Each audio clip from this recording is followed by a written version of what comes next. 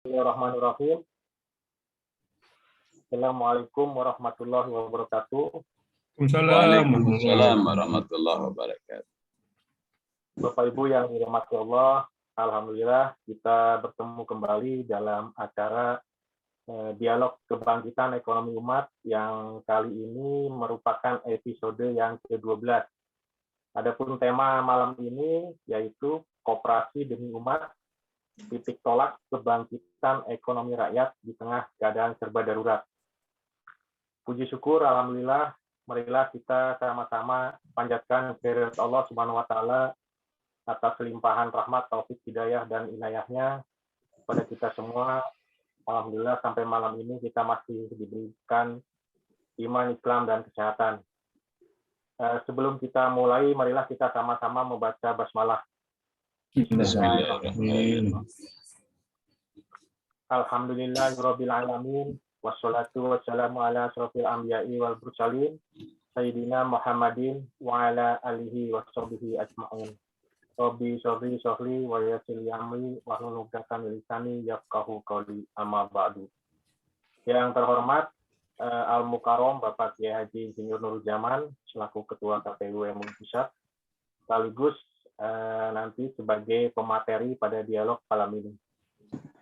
Bapak Ibu pengurus MUI Pusat dan daerah yang hadir pada malam ini, kemudian Bapak Ibu pendiri dan pengurus Koperasi Pemberdayaan Ekonomi Umat atau Koperasi Demi Umat, dan Bapak Ibu hadirin yang berbahagia dan dirahmati Allah.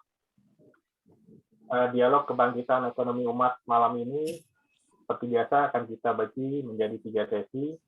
Yang pertama adalah opening speech nanti sekaligus pemaparan materi oleh Pak Mukarrom, Pak Ketua Koperasi Demi Umat, Bapak Insinyur Kiai Haji Nurul Zaman. Kemudian sesi kedua dilanjutkan dengan tanya jawab atau diskusi. Sesi ketiga ditutup dengan closing statement oleh Ketua KPU, Bapak Kiai Haji Nurul Zaman. Baik, Bapak Ibu yang dirahmati Allah, situasi darurat atau state of emergency sebagai dampak pandemi COVID saat ini memang menjadikan krisis global dalam berbagai sektor kehidupan kita. Kondisi ini menuntut setiap elemen masyarakat, pemerintah, dan elit politik untuk bersinergi dalam mengatasi kompleksitas implikasi yang ditimbulkan dari mulai efek kesehatan, ekonomi, sosial politik, sampai budaya. Namun demikian, kita tentu tidak boleh terpuruk, kita harus maju dan bangkit.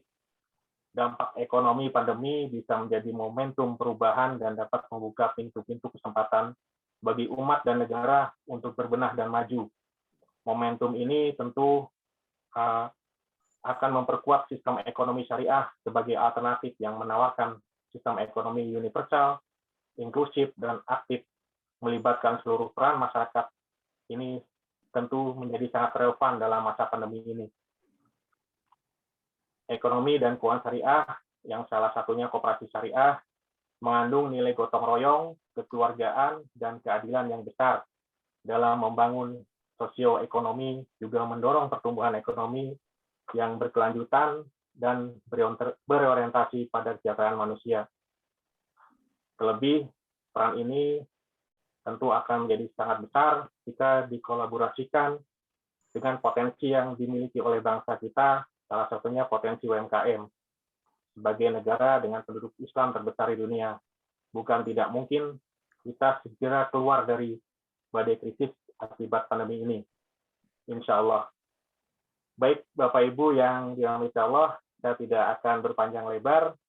Kita langsung saja menyimak opening speech sekaligus paparan dialog kebangkitan ekonomi umat episode 12 yang akan disampaikan oleh Bapak Kiai Haji Insinyur Nurul Zaman.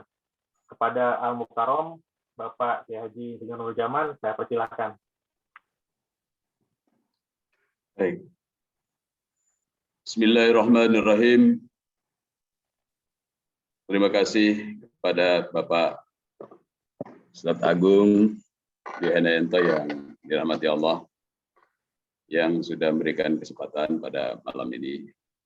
Bapak-bapak dan ibu-ibu dari Komisi Pemberdayaan Ekonomi Umat Majelis Ulama Indonesia Pusat dan Provinsi Kota Kabupaten, serta para hadirin dari pesantren, para kiai, para alim ulama, para pejuang, para pemuda yang hadir, pemuda ormas yang hadir.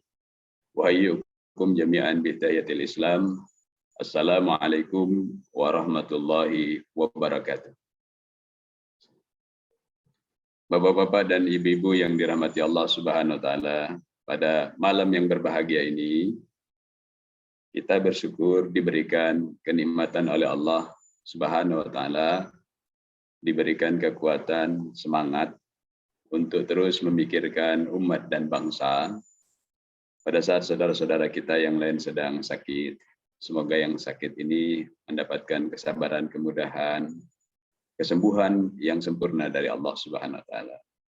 Yang sudah meninggal, saudara-saudara kita, semoga husnul khatimah dan berada dalam derajat syahid. Bapak-bapak dan ibu-ibu yang dirahmati Allah Subhanahu wa taala, mohon perkenan saya menyampaikan share screen tentang koperasi pemberdayaan ekonomi umat. Apakah sudah terlihat share screen? Alhamdulillah sudah, Yai. Sudah, alhamdulillah. Baik. Pada kondisi sekarang ketika perekonomian kita ini terdampak setelah masyarakat kita ini terpapar oleh pandemi, maka tekanannya terus kemudian dari kesehatan menuju kepada tekanan ekonomi. Belakangan ini semakin terasa ketika kondisi perekonomian ini menurun terus, terasa kepada tekanan sosial. Karena kondisi distancing ini berpengaruh juga kepada putaran perekonomian, khususnya perekonomian rakyat. Banyak yang ter-PHK, banyak yang kemudian dirumahkan, dan pedagang-pedagang yang ada di pasar, banyak yang mengeluh sepi. Ini tekanan ekonomi kepada tekanan sosial, ini banyak yang stres.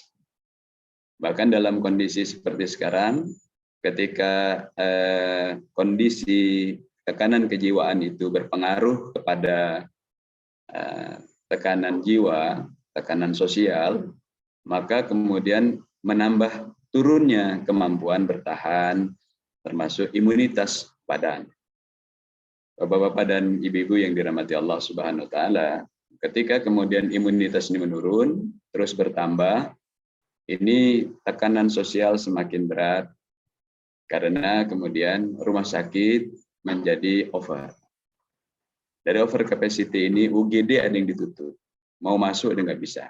Tenaga kerja kesehatan sudah ada yang resign, mundur, tidak kuat, terpapar, bahkan ada yang sudah meninggal. Semoga husnul khatimah, semoga disayangi Allah Subhanahu wa taala di alam kuburnya karena berjuang.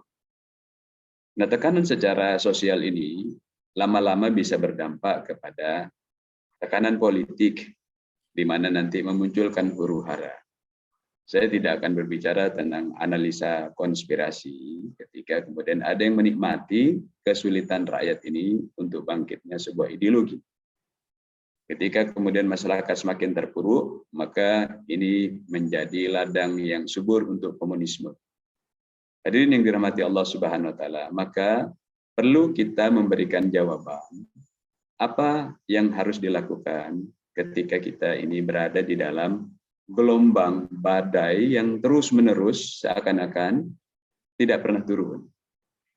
Dan yang sekarang terjadi itu adalah gelombang rasa takut.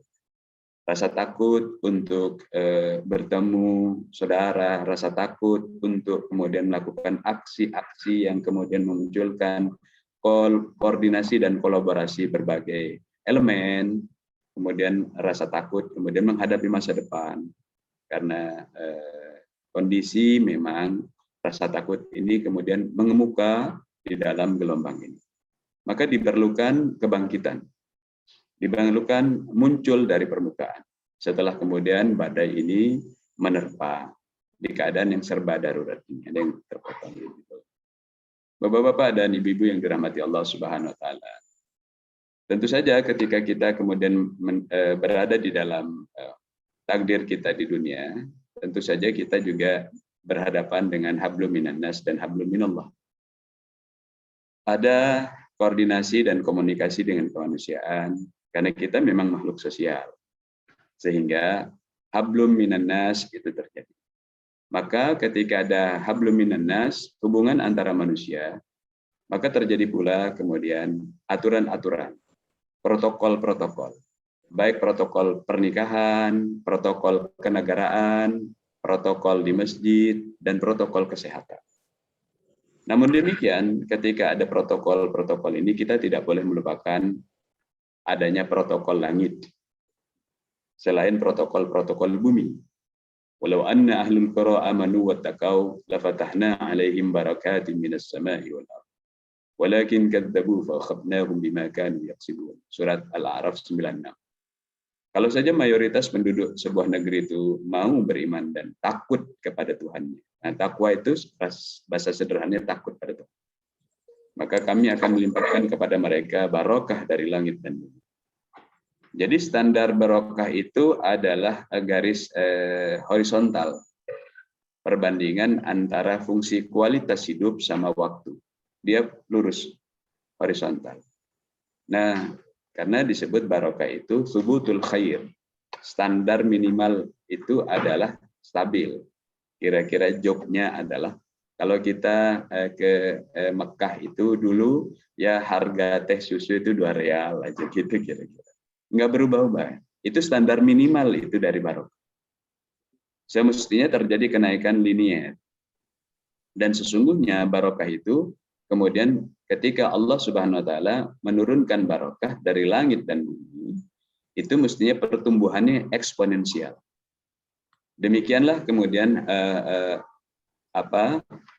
protokol langit itu ketika dilaksanakan. Sehingga ketika kita mencoba membayangkan apa yang terjadi pada kondisi sekarang, itu mirip seperti kejadiannya Musa alaihissalam dan Nuh alaihissalam. Nah, nanti tentang ideologi itu mendalam kita bahas pada kajian ideologi tentang syariah Islam secara komprehensif pada kajian ideologi pada Rabu pagi yang dilaksanakan oleh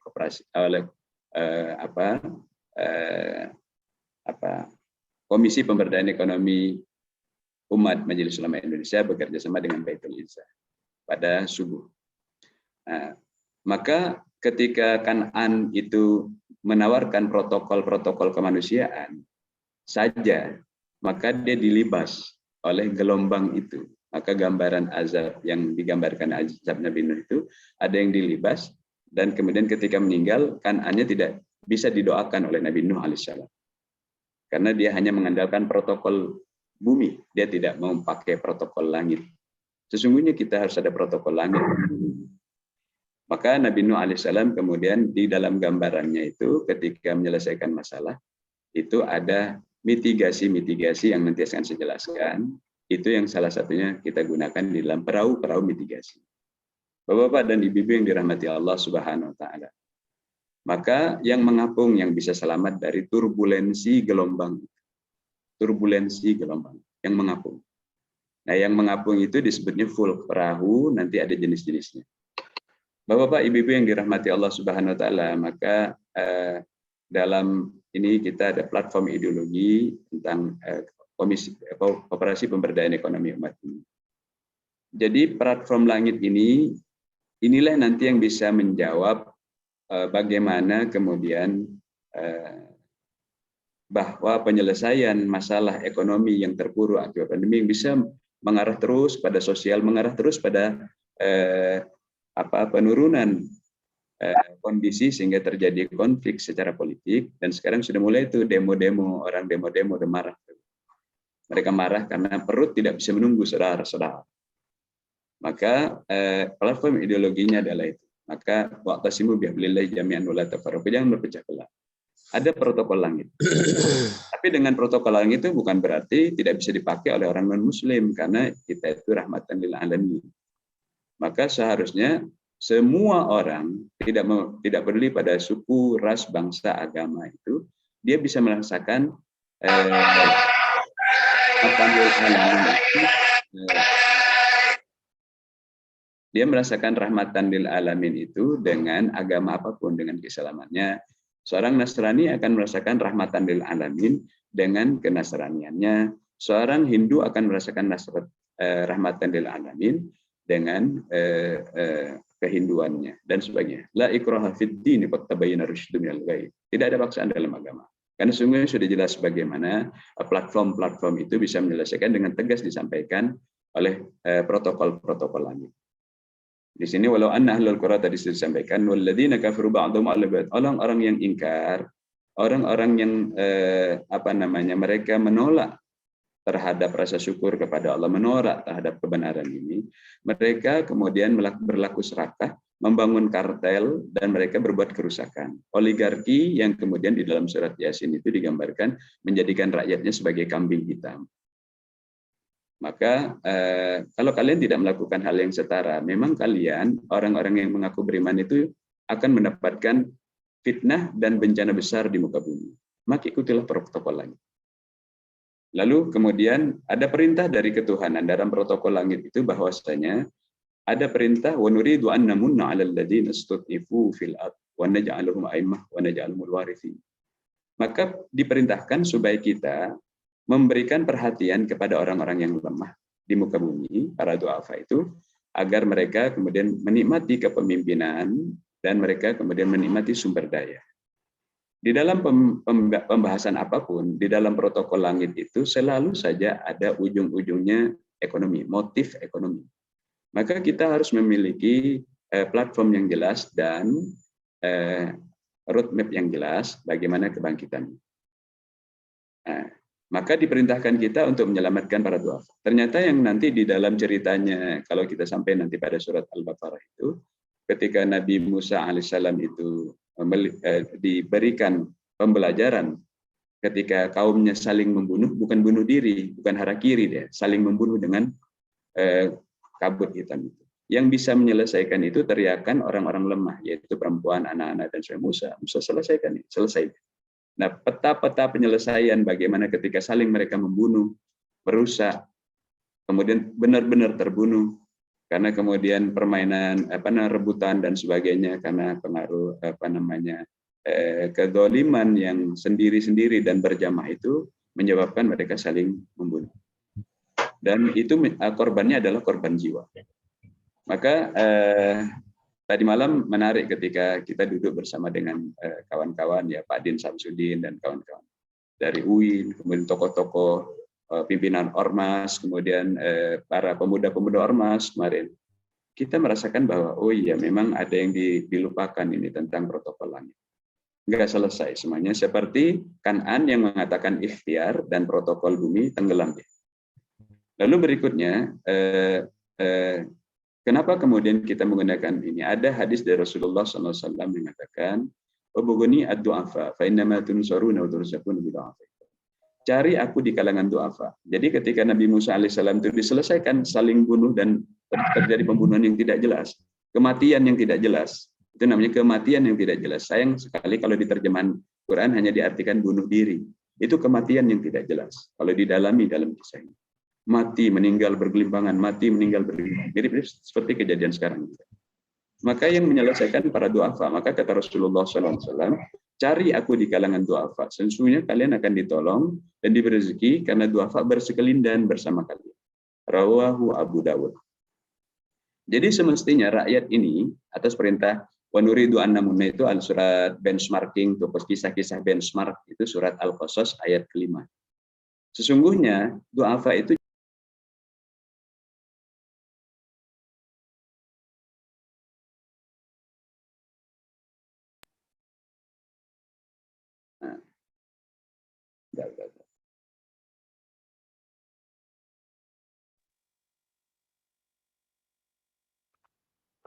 Apakah sudah terbuka mute-nya?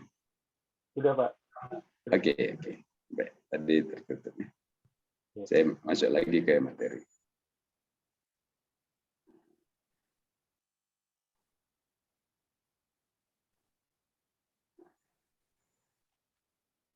Ya. Apakah terlihat sudah share screen? Sudah, Pak. Sudah. Oke. Sudah, Yai. Ya. Jadi mestinya negara itu menjadikan ownership rakyat orang duafa itu, BUMN itu haruslah kemudian dirasakan mensejahterakan rakyat.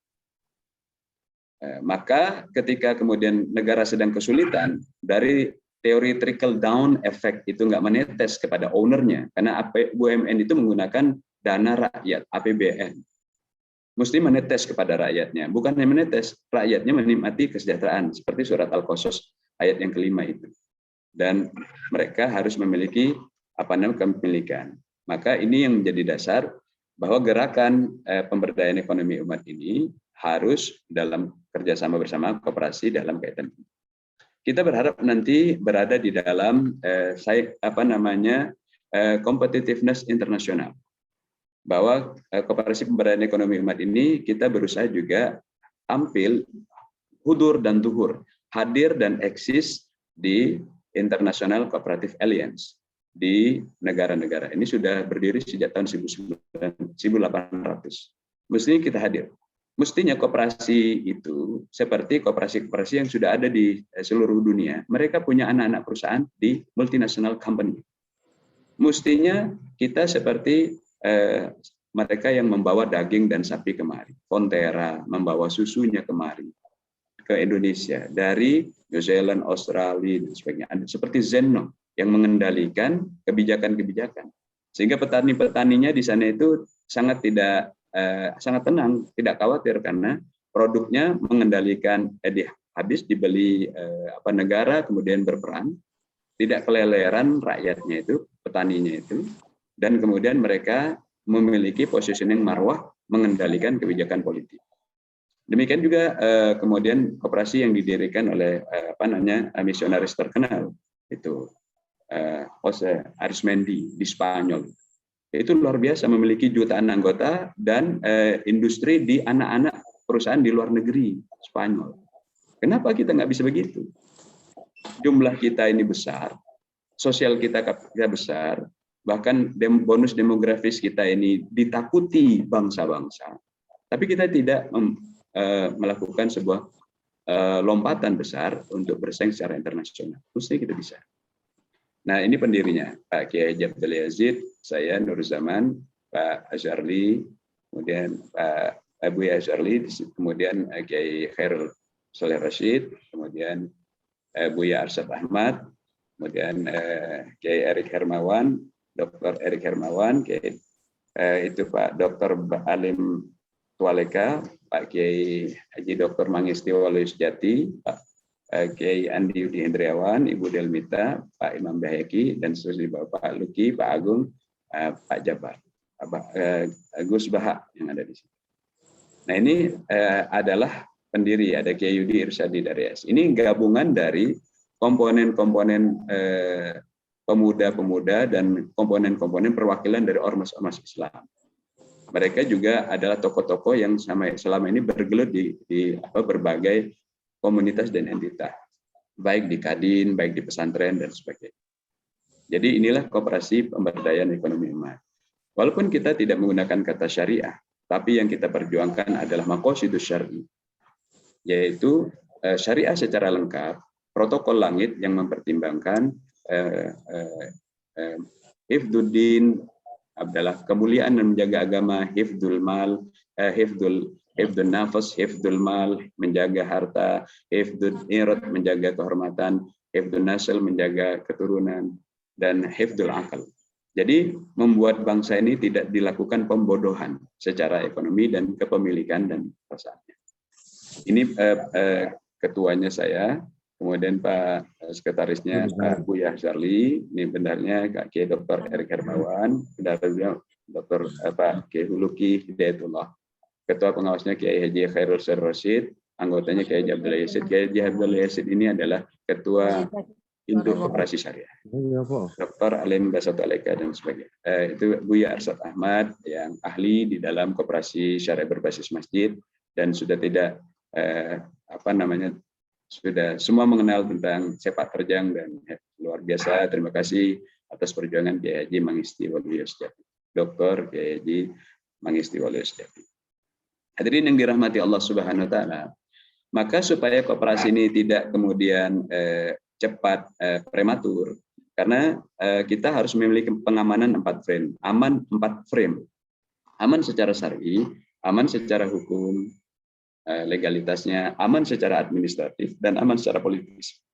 Maka keanggotaan ini diberikan keanggotaan berjenjang, sehingga ketika mereka sudah terlatih, kemudian mereka sudah memiliki komitmen, maka kemudian mereka menaiki jenjang-jenjang. Ada yang anggota biasa saja. Sehingga nanti mereka yang menduduki wilayah, kemudian kepemimpinan nasional itu harusnya melewati pelatihan-pelatihan berjenjang. Sehingga fit and proper-nya sudah dilakukan jauh-jauh hari. Mengapa demikian? Di dalam surat 8 ayat 60 dikatakan wa'idhu lahum mastata'tum min quwwah wa min ribatil hayr turhibuna bi aduwwallahi wa aduwwakum wa akharin la ta'lamunhum Allahu ya'lam. Jangan sampai kalian kemudian dalam persiapan itu tersusupi oleh musuh-musuh dalam selimut yang cepat menghancurkan gerakan-gerakan perjuangan keumatan. Jangan materi prematur perjuangan.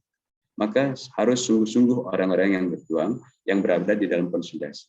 Jadi gerakan ini bukan sekedar adalah sebuah kumpulan korporasi yang dibalut dengan nama koperasi. Tidak. Gerakan ini adalah gerakan koperasi yang maknanya adalah berjamaah, beramal jamaah. Disitulah kita kemudian mempersatukan dari hulu ke hilir, dari duafa dan agnia, dari orang-orang yang saling tolong-menolong dan dukung-mendukung. Karena itulah kesejatian dari makna koperasi, cooperative system. Maka hadirin dirahmati Allah Subhanahu wa taala, edukasi yang kita lakukan dengan sebelumnya ketika kita melakukan pembinaan kejaringan-kejaringan itu adalah mengapa kita membutuhkan edukasi? Karena memang tanpa edukasi tidak ada amal jama'i. Tanpa edukasi tidak ada koperasi. Maka di setiap nomenklatur koperasi itu pasti ada anggaran edukasi. Nah, di pelatihan-pelatihan sebelumnya yang kita lakukan di Majelis Taklim Ekonomi Terpadu yang kemudian menjadi cikal bakal dari koperasi pemberdayaan ekonomi umat ini, ada koperasi sebelumnya yang dicoba untuk melakukan sistem semacam ini secara mikro. Itu di Bogor. Turun secara fasilitator itu duduk dengan para duafa, memberikan edukasi tentang Al-Quran, memberikan edukasi tentang ideologi, memberikan edukasi tentang bagaimana secara elegan kita berbicara di dalam bisnis. Ada juga kepada ibunda. Dulu kita juga pernah mencoba menerapkan apa yang dilakukan Grameen Bank. Tetapi kita ternyata setelah mempelajari ibu-ibu itu, nah, ibu-ibu itu ketika ngaji, ibu-ibu itu setiap ngaji itu membawa pulang sembako dan mereka kemudian menjadi anggota koperasi yang kemudian kita adopt nanti di dalam terapan semacam ini. Itu sebelum terjadinya tadi foto tadi yang di di petani, dan ini tuh sebelum terjadi pandemi. Jadi mereka bergabung menjadi anggota koperasi, langsung mendapatkan kesejahteraan pada hari pertama, padahal belum terjadi, industrinya belum jalan secara optimal. Nah, ketika kita meniru Grameen Bank, ternyata setelah kita evaluasi, tapi yang untung itu ownernya, jadi koperasinya sebagai pemutar-mutar uang moneter, bank kecil. Tetapi rakyatnya cuma jadi lending, dan pernah jadi konglomerat, terus saja jadi duafa. Nah, dari situlah kemudian kita temukan konsep bagaimana sesungguhnya rakyat ini harus memiliki owner dari hulu ke hilir, bukan sekedar mereka memutarkan dana pinjaman-pinjaman, setelah itu kemudian koperasinya berjaya karena rakyatnya rajin membayar dan NPL-nya nol, atau NPL-nya sekali non performance loan yang kecil. Kita belajar, bukan itu rupanya yang harus kita perjuangkan. Rakyat itu harus bangkit, bukan sekedar menjadi objek penderita. Nah, maka pemuda-pemuda kita gerakkan, kita edukasi supaya mereka bergerak. Karena serahkan 10 pemuda ke ubah dunia, kata Bung Karno. Maka pemuda-pemuda itu menjadi penggerak-penggerak. Nanti pemuda Ormas kita sudah mengumpulkan beberapa hari yang lalu dengan pemuda Ormas untuk bergerak se-Nusantara. Karena mereka adalah iron stock luar biasa, dan nanti sebentar lagi kita dapat rezeki yang luar biasa, sekarang sudah bergerak, namanya ledakan bonus demografi. Oleh karenanya Bapak Ibu yang dirahmati Allah Subhanahu wa taala, edukasi itu menjadi suatu hal yang penting. Dalam kondisi sebelum pandemi, ini sering dilakukan FGD dan pelatihan-pelatihan reguler dari Majelis Taklim Ekonomi Terpadu. Tapi dalam kondisi seperti sekarang, kita udah 2 tahun ya, lebih ya. Nah, itu maka kita menggunakan kajian-kajian online. Untuk ideologi kita sekarang masih memiliki namanya kajian Majelis Taklim Ekonomi Terpadu bekerja sama dengan Baitul Izzah pada hari Rabu setiap subuh pukul 5.30 sampai pukul 7. Itu harus ideologi. Nah, apa gunanya kita melakukan edukasi rutin ini? Sebenarnya sebentar lagi ketika ini kemudian industri sudah berjalan, yang namanya rapat anggota tahunan itu sudah kita tidak perlukan lagi. Apalagi sekedar membagi SHU, karena yang kita lakukan itu setiap pekan, setelah kita bertemu, kemudian melakukan FGD tentang ideologi. Kalau itu ideologinya Rabu pagi, kalau kemudian narasi literasi kebangsaannya Sabtu malam. Habis ini nanti kita laporkan tentang portofolio anak perusahaan. Jadi kemudian sudah selesai itu nanti 1 tahun rapat anggota tahunnya tiap pekan. Ini kekuatan berjamaah yang kemudian harusnya dilakukan oleh koperasi. Hal semacam ini saya sempat sampaikan pada saat Kongres Ekonomi Umat pertama bulan April tahun 2017 di Hotel Syahid. Penyakit bangsa ini adalah koperasi, saya bilang. Karena itu sebagai ice breaking. Karena kemudian koperasi dibuat dengan mindset membuat perusahaan korporasi.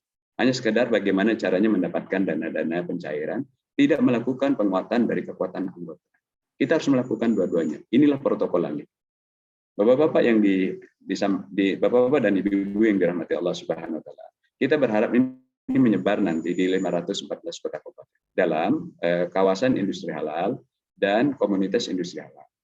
Kawasan industri halal itu 50 hektar. Dia nanti ada etalase dari hulu ke hilir di sana untuk menyerap dan mengolah dari hulu, peternakan, pertanian, perikanan, diolah kemudian, setelah itu kemudian masuk lagi ke komunitas berikutnya, yaitu komunitas industri halal UMKM, masuk kemudian ke pesantren, ke masjid, ke DKM, ke komunitas warga, komunitas gereja, komunitas Karang Taruna, masuk ke situ. Kita makan produk bangsa kita sendiri. Taksin Sinawatra dulu menjadi hebat karena dia menyerap produk-produk petani, lalu kemudian dia bikin mesin eksos itu mesin serak produk pertanian rakyat itu, lalu dia bikin pasar di luar negeri, dibiayai, baliho-balihonya itu dibiayai oleh anggaran negara. Maka ketika dia mau diruntuhkan oleh junta militer, dia kemudian disebut dewa oleh petani, karena petani itu semuanya peternak, itu semuanya perikanan yang ada di situ semuanya. Habis produknya disedot negara waktu Taksin Sinawatra itu ada, lalu kemudian rakyatnya berjaya. Seharusnya kita bisa menyerap produk komunitas bangsa sendiri oleh bangsa sendiri, karena bangsa kita itu menjadi penyerap yang luar biasa, sosial kapital yang luar biasa. Sayang kita maunya digunting divide et impera. Mestinya kita memiliki kekuatan persatuan Indonesia itu tidak boleh digunting lagi. Pengalaman penjajahan itu sudah ada. Hadirin yang dirahmati Allah Subhanahu wa taala. Maka kemudian ada rekrutmen terbuka nanti kita lakukan oleh seluruh anggota. Koperasi ini koperasi primer. Tapi kita berharap nanti mereka yang memiliki UMKM juga bergabung. Sehingga ini nanti menjadi iron stock pada UMKM yang akan mengisi komunitas industri halal UMKM seperti pasar, ruang jajanan, pesantren, DKM dan sekitarnya, atau Karang Taruna dan sebagainya, atau kemudian mengisi kawasan industri halal yang 50 hektar itu. Ada etalasenya, di situ ada industrinya dari hulu ke hilir, ada gudangnya, warehouse-nya dan sebagainya. Menarik ketika beberapa hari yang lalu kawan-kawan dari Koperasi Pemberdayaan Ekonomi Umat ini berdialog dengan kawan-kawan Input Induk Koperasi Unit Desa. Kita bicara dengan Ketua Asosiasi Pedagang Pasar seluruh Indonesia. Itu ada 4.000 gudang yang menganggur selama ini. Karena itu kan sisa-sisa dari rejim Orde Baru. Nah, kita bisa pakai itu. Gudang itu ada 4.000. pasar itu ada 16.400 pasar. Kita bisa pakai tuh, kita kelola. Nah sekarang kita kerjasama dengan Komisi Pemberdayaan Ekonomi Umat, Majelis Ulama Indonesia Pusat, di mana kemudian ada gerakan kemudian membuat radio-radio pasar. Jadi edukasi tadi, kalau kemudian kita edukasi kepada anggota, rekrutmen terbuka ini kita edukasi juga di pasar-pasar. Nanti dipasang, sudah beberapa titik mau di instalasi tentang radio pasar. Jadi radio yang kemudian mengajarkan, mengajak orang berhenti dari riba, mengajak orang berhenti dari mengubah timbangan. Karena mengubah timbangan mengundang azab nanti. Kaum Nabi Soleh itu datang azabnya itu karena orang rajin mengubah timbangan, mengubah tera. Maka harus ada edukasi, dan edukasi radio pasar yang kita taruh itu adalah radio pasar yang 24 jam. Ini tokohnya Gus Erik yang melakukan ini. Dan nanti UMKM pasar itu menjadi anak-anak perusahaan kita bina. Sudah saatnya seluruh petani peternak nelayan yang menjadi anggota kita bersama kita itu menjadi owner dari UMKM yang bergabung. Oleh karena nanti edukasinya bukan hanya satu Zoom seperti di malam ini dan di Rabu pagi, itu akan banyak sekali karena jumlah UMKM itu jutaan, 64 juta. Nah untuk kawasan industri halal pada UMKM dan komunitas industri halal UMKM yang kemudian kita bina bersama-sama menjadi milik kita bersama, maka kemudian ini kita gunakan kerjasama dengan kawan-kawan cinta halal yang kita lakukan dalam dialog tempo hari. Itu Halal Center Cinta Indonesia itu self declare-nya dengan akad ikrar halal. Jadi ini yang kemudian akan membuat penguatan sehingga waktu Rakornas kita bekerja sama dengan Komisi Pemberdayaan Ekonomi Umat yang pada Rakornas tempo hari mengatakan bahwa kita tidak boleh terjebak lagi pada kata syariah artifisial. Hanya bicara PPH.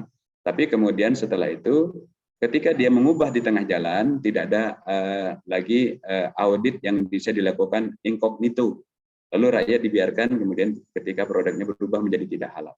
Maka harus dilakukan pengawalan oleh banyak agen dan unit yang luar biasa berada di kawasan dan komunitas.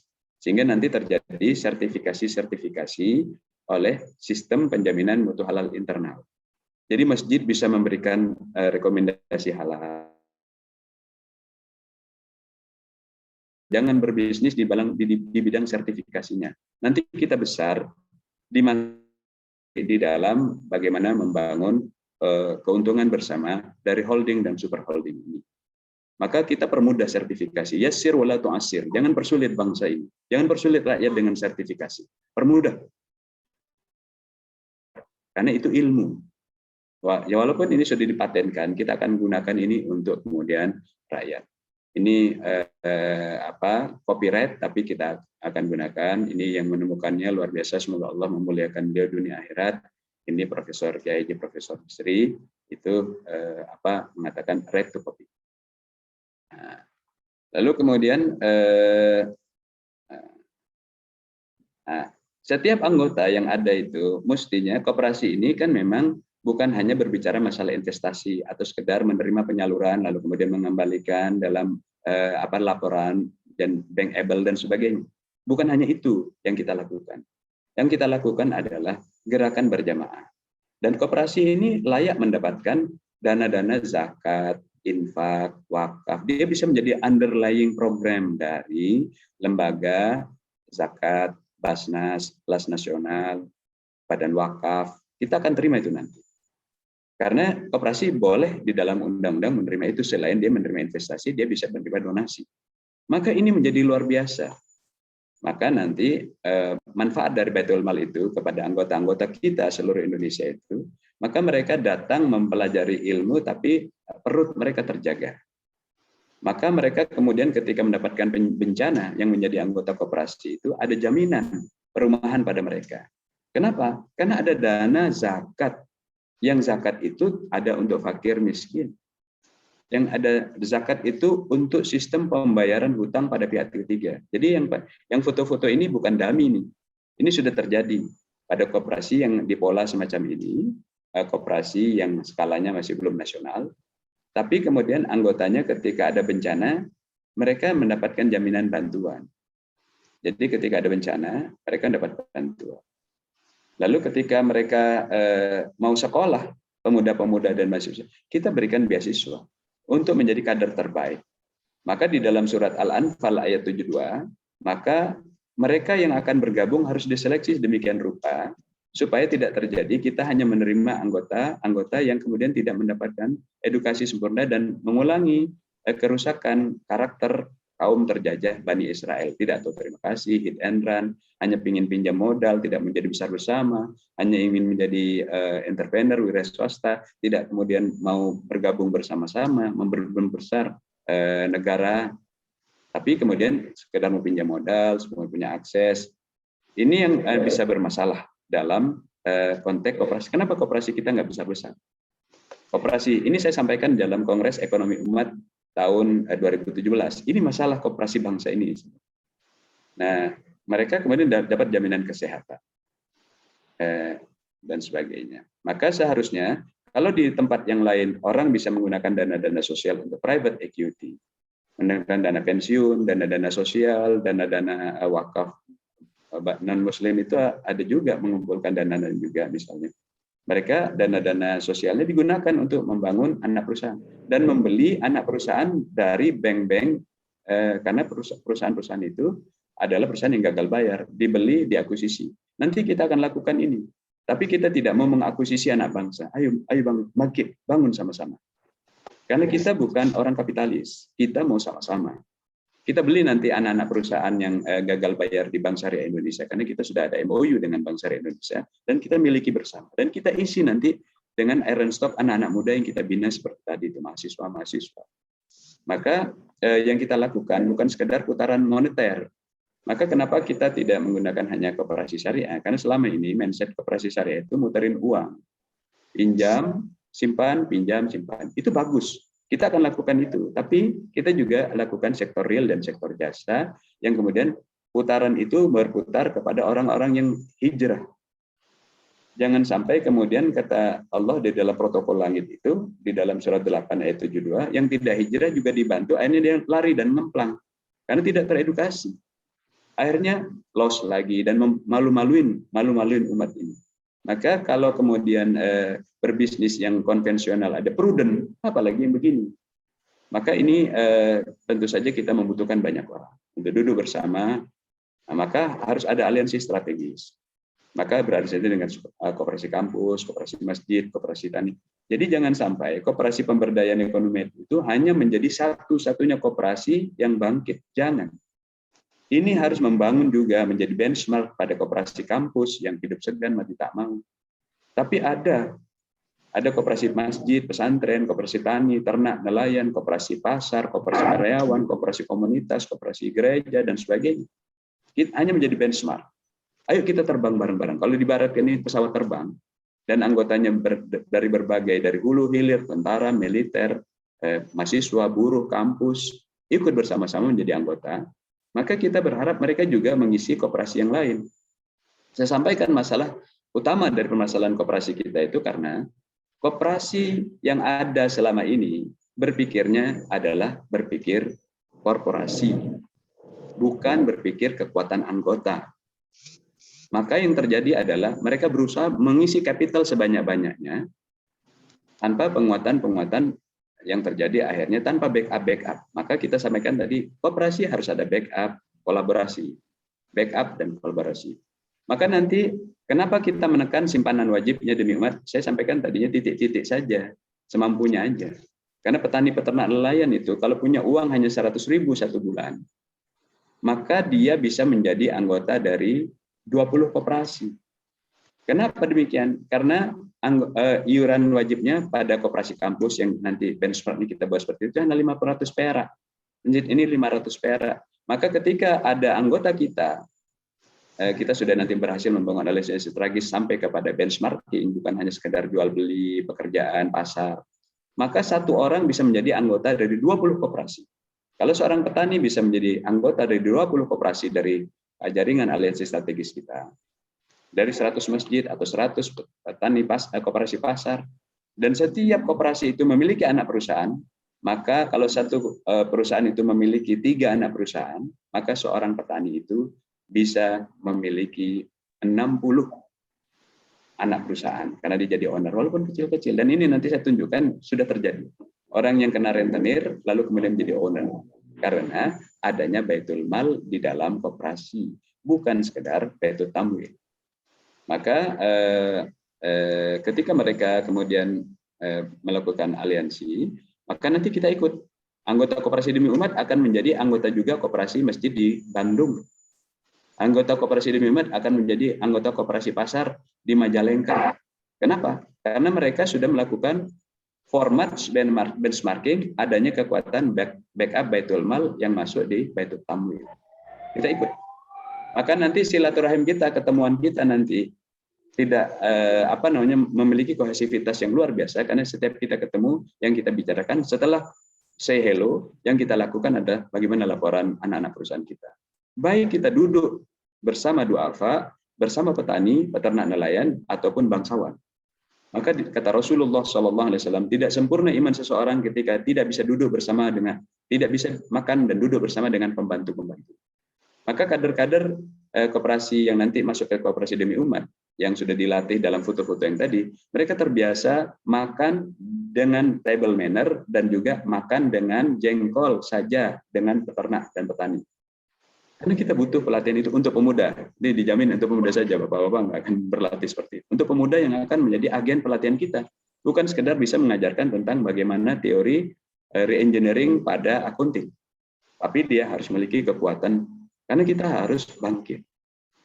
Bapak-Bapak yang dirahmati Allah Subhanahu wa taala dan ibu-ibu yang dirahmati Allah Subhanahu wa taala, maka alur pembinaan itu semacam ini. Untuk naik kelas, maka ada syarat menjadi anggota koperasi, mereka mengisi form, ada formnya, kemudian ikut edukasi dan sebagainya.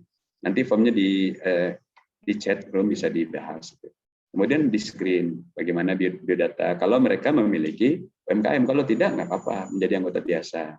Tapi kalau ingin mengikutkan UMKM-nya, juga kemudian harus ikut bersama-sama. Tapi bukan sekedar mendaftarkan UMKM-nya. UMKM-nya itu kemudian mewakafkan sahamnya kepada Demi Umat, walaupun cuma 2% atau 5%, dan kemudian kita akan miliki bersama karena juga yang mendaftarkan UMKM itu menjadi anggota Koperasi Demi Umat. Kita akan kontrol bareng-bareng. Jadi bukan sekedar mendaftarkan UMKM-nya lalu minta pinjaman, minta akses, lalu minta pasar, nah, bukan begitu.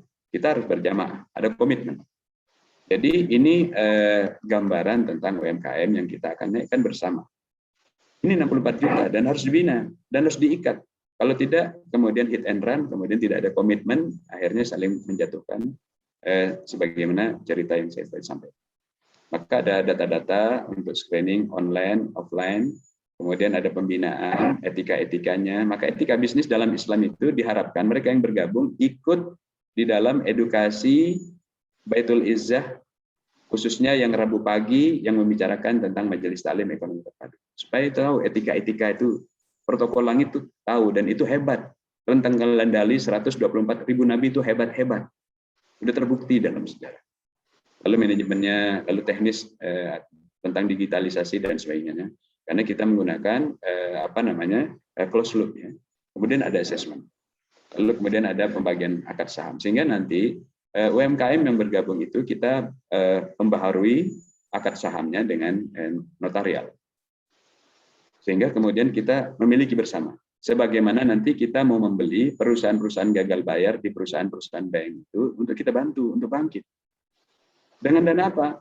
Baik dana donasi, zakat, infak, wakaf, CSR, bansos dari negara, ataupun dana investasi yang masuk. Kita beli nanti. Nah, jadi melakukan private equity itu bukan sesuatu yang tidak mungkin.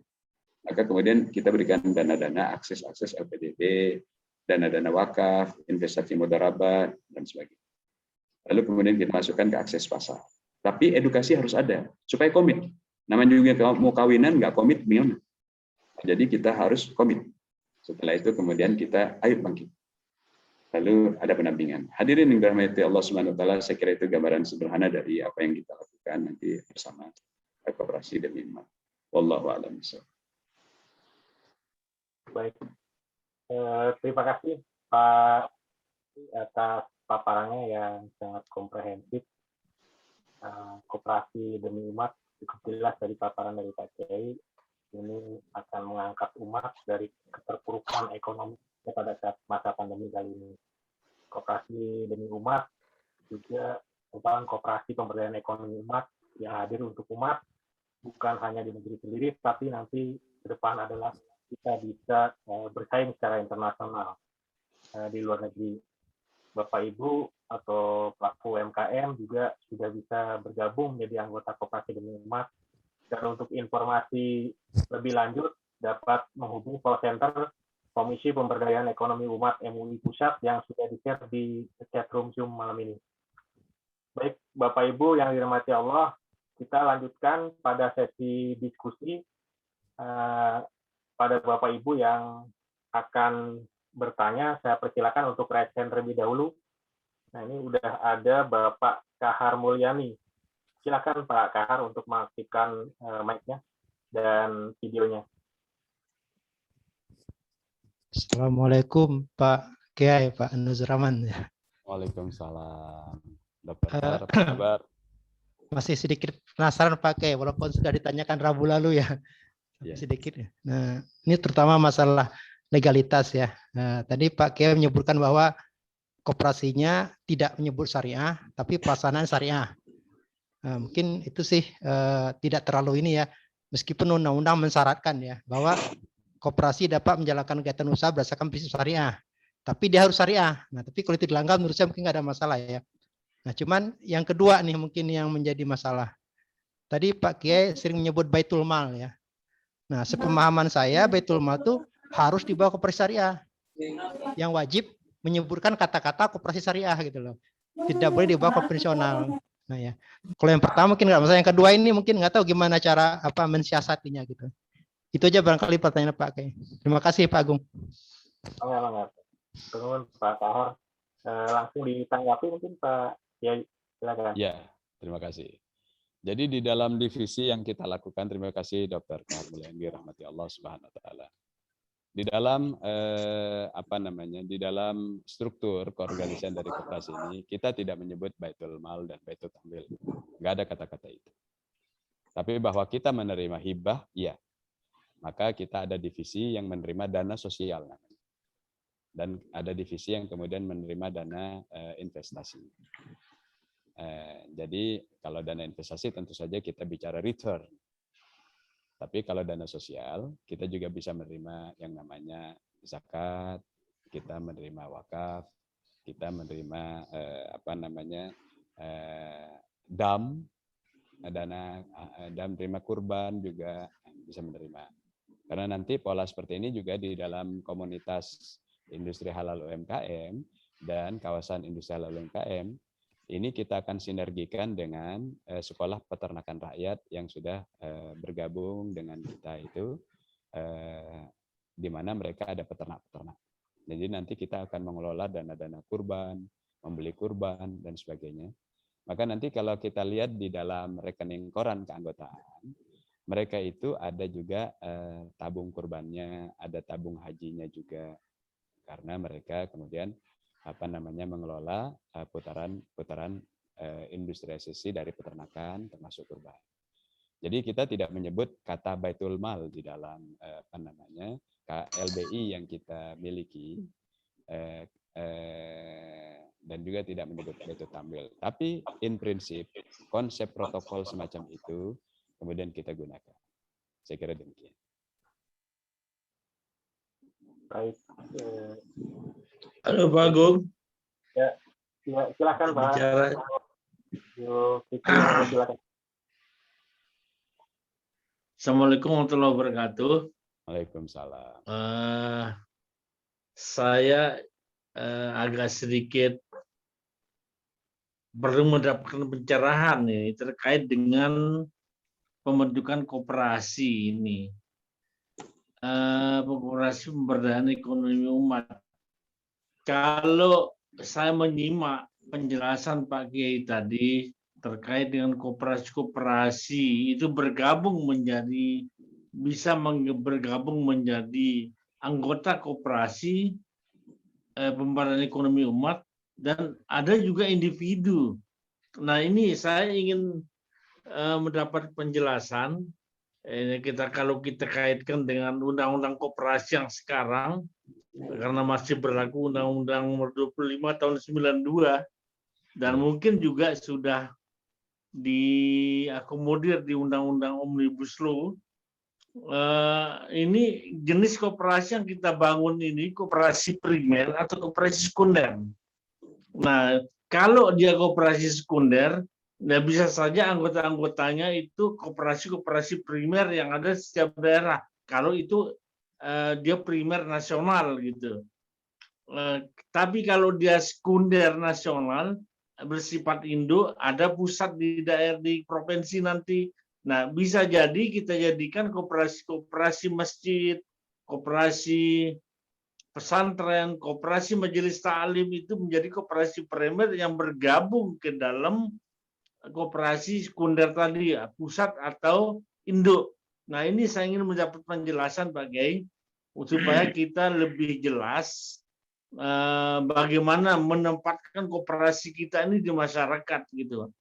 Itu yang pertama. Kedua, ini sangat bagus sekali dengan terbentuknya koperasi pemberdayaan ekonomi umat ini. Kita harapkan sebagai supplier koperasi-koperasi yang ada di daerah atau UMKM yang ada di daerah atau UMKM yang ada di sekitar di Jakarta misalnya. Nah, ini sehingga bisa menjadi holding company. Kalau dia menjadi holding company, nah ini kita perlu pertanyakan bagaimana dari sisi undang-undang koperasinya ini. Itu Pak Kiai. Terima kasih. Terima kasih Pak Kiai Zulfikri. Pak Agung, apakah langsung? Langsung saja Pak Kiai, monggo. Langsung ditanggapi. Ya, terima kasih. Jadi Pak Kiai Zulfikri, kita sebentar lagi, kalau kemudian pandemi ini tidak berlarut-larut, kita akan segera mengimplementasikan ini di NTB, di Nusa Tenggara Barat, karena itu berkaitan dengan rencana kita untuk melakukan Kongres Ekonomi Umat Islam yang kedua, insya Allah di Nusa Tenggara Barat. Amin. Alhamdulillah. Di kawasan Mandalika dan sekitarnya. Maka ini salah satu yang akan kita implementasikan di sana. Kita perjelas bahwa koperasi pemberdayaan ekonomi umat ini bukan sebuah koperasi gigantisme yang akan meraup dan mengalahkan semua koperasi. Tapi yang sedang kita bikin ini adalah koperasi benchmarking. Beginilah seharusnya berjamaah. Tidak bermaksud menggarami samudra, menggurui lautan. Tapi memang ada masalah dalam koperasi kita selama ini. Kenapa kita tidak bisa berkelas di dalam International Cooperative Alliance? Kita tidak dianggap, belum dianggap. Paling banter ada koperasi simpan pinjam. Koperasi sektorialnya nggak dianggap. Karena mainnya bunuh. Maka koperasi kita ini adalah koperasi primer yang anggotanya adalah orang. Baik orang itu kaum du'afa ataupun kaum agniya itu bergabung. Baik orang itu memiliki usaha atau tidak memiliki usaha bergabung. Ketika orang itu bergabung menjadi anggota biasa, ya dia karena anggota primer itu anggotanya adalah personal, ya dia cukup menjadi anggota biasa walaupun dia barangkali memiliki UMKM. Walaupun dia barangkali menjadi owner dari UMKM. Tapi ketika UMKM-nya akan dieskalasi, maka dia melaporkan kepada Koperasi Pemberdayaan Ekonomi Umat untuk dijadikan sebagai anak perusahaan yang dieskalasi kelasnya dengan syarat seperti tadi. Dia boleh memilih hanya menjadi anggota secara personal dan perusahaannya tidak dia gabungkan, boleh. Dia bisa menjadi anggota koperasi yang perusahaan yang dia dimiliki dan bersama teman-temannya itu akan dijadikan sebagai koperasi anak perusahaan dalam tanda kutip ya, karena sebenarnya di berwakaf saham saja. Lalu kemudian kita kelola bersama-sama, kontrol bersama-sama, self-help, self-governance, self-responsibility. Itu kita lakukan dengan syarat UMKM-nya mengikuti syarat-syarat untuk naik kelas. Nah, sehingga karena kita anggotanya adalah anggota personal, maka kemudian, dan ini berlaku nasional, maka KLBI kita banyak sekali.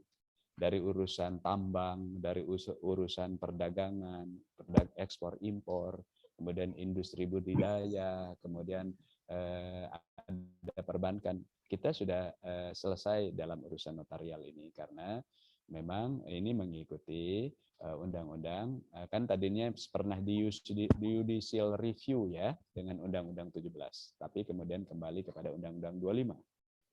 Nah, saya kira itulah kekuatan kita bersama. Saya kira demikian. Dan kita insya Allah bekerja sama dengan induk koperasi unit desa yang memiliki 4.000 gudang, dan itu kita akan membuat pusat grosir nasional. Jadi kita menjadi grosir nasional. Kita akan menjadi grosir nasional. Ketika nanti koperasi-koperasi yang lain kemudian melakukan benchmarking, seperti koperasi masjid, koperasi kampus, koperasi pasar, koperasi kantor, maka kita bersepakat untuk nanti melakukan menggabung lalu membuat yang namanya super holding, koperasi sekunder. Kita sebut koperasi induk.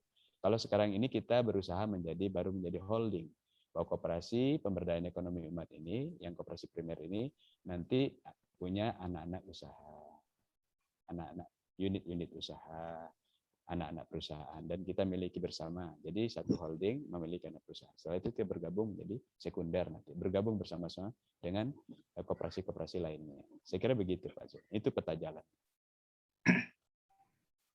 Ya. Prof. Tansil?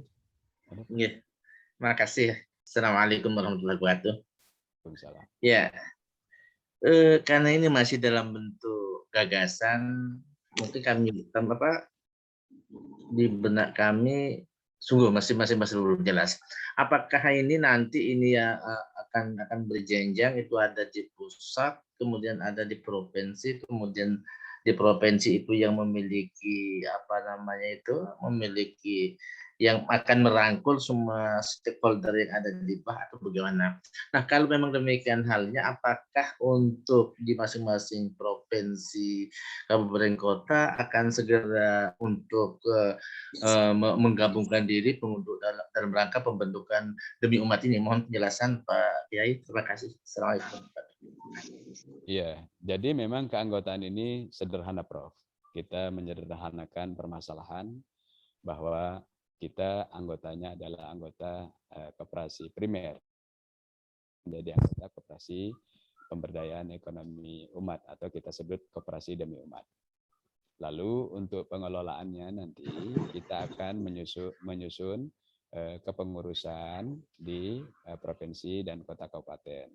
Seiring dengan kita kerjasama dengan Komisi Pemberdayaan Ekonomi Umat Majelis Ulama Indonesia di dalam peta jalan membuat satu kawasan industri halal UMKM di 514 kota kabupaten, yang salah satunya mau dibuat di NTB yang sudah kita rapat berulang kali.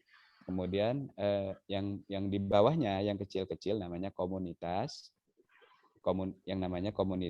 industri halal UMKM. Itu skalanya hanya satu pesantren, satu DKM, beberapa RW, kemudian itu skala yang lebih kecil, kita masuk ke sana. Tapi in prinsip kita mendaftarkan diri ke keanggotaan koperasi primer ini. Tapi nanti kita memiliki cabang ketika kita kemudian sudah mulai menguat keberadaan kawasan industri halal di sana itu, atau komunitas industri halal UMKM. Jadi saya kira berjalan secara organik, dan ini bukan gagasan Prof, karena ini sudah selesai di notarial dan kemudian kita akan bergerak melakukan rekrutmen. Maka ini salah satu starting point untuk menjelaskan setelah selama ini literasi kebangkitan ekonomi umat yang kita bicara setiap Sabtu malam itu, kita diskusi berlama-lama. Kita berharap jangan sampai diskusi hari Sabtu itu narasi-narasi aja. Malam Sabtu kayak gini tuh jangan sampai narasi-narasi aja. Karena rakyat sudah menunggu bagaimana bentuk konkretnya. Sehingga apa aspek legalitas sudah kita selesaikan. Terima kasih. Baik, terima kasih. Ada yang resen? Ada yang resen, ini Bapak Adisam. Ya kan Pak Adisam, monggo. Baik, Assalamualaikum warahmatullahi wabarakatuh, Pak Kiai. Waalaikumsalam warahmatullahi wabarakatuh. Alhamdulillah Pak Kiai, saya ikut terus setiap ada Zoom meeting dengan Komisi Pemberdayaan Ekonomi Umat MUI. Terima kasih. Tadi saya mencatat penjelasan Pak Kiai itu dari sisi 4 aspek, yaitu aman secara syariah, aman secara hukum, aman secara legalitas, dan aman secara politik. Nah, barangkali ini karena saya bergerak di sektor real di bawah, saya pengen kasih masukan ataupun saya nggak tahu sejauh mana. Biasanya aman secara politik nih, kalau dia nanti konsep ini kan bagus banget Pak Kiai. Bagaimana kita memberdayakan umat Muslim ini menjadi suatu kekuatan ekonomi yang selama ini mungkin umat Islam tuh lebih sebagai hanya secondary, sementara ekonomi dikuasai sekelompok orang, di mana di sini ada aspek unsur politisnya.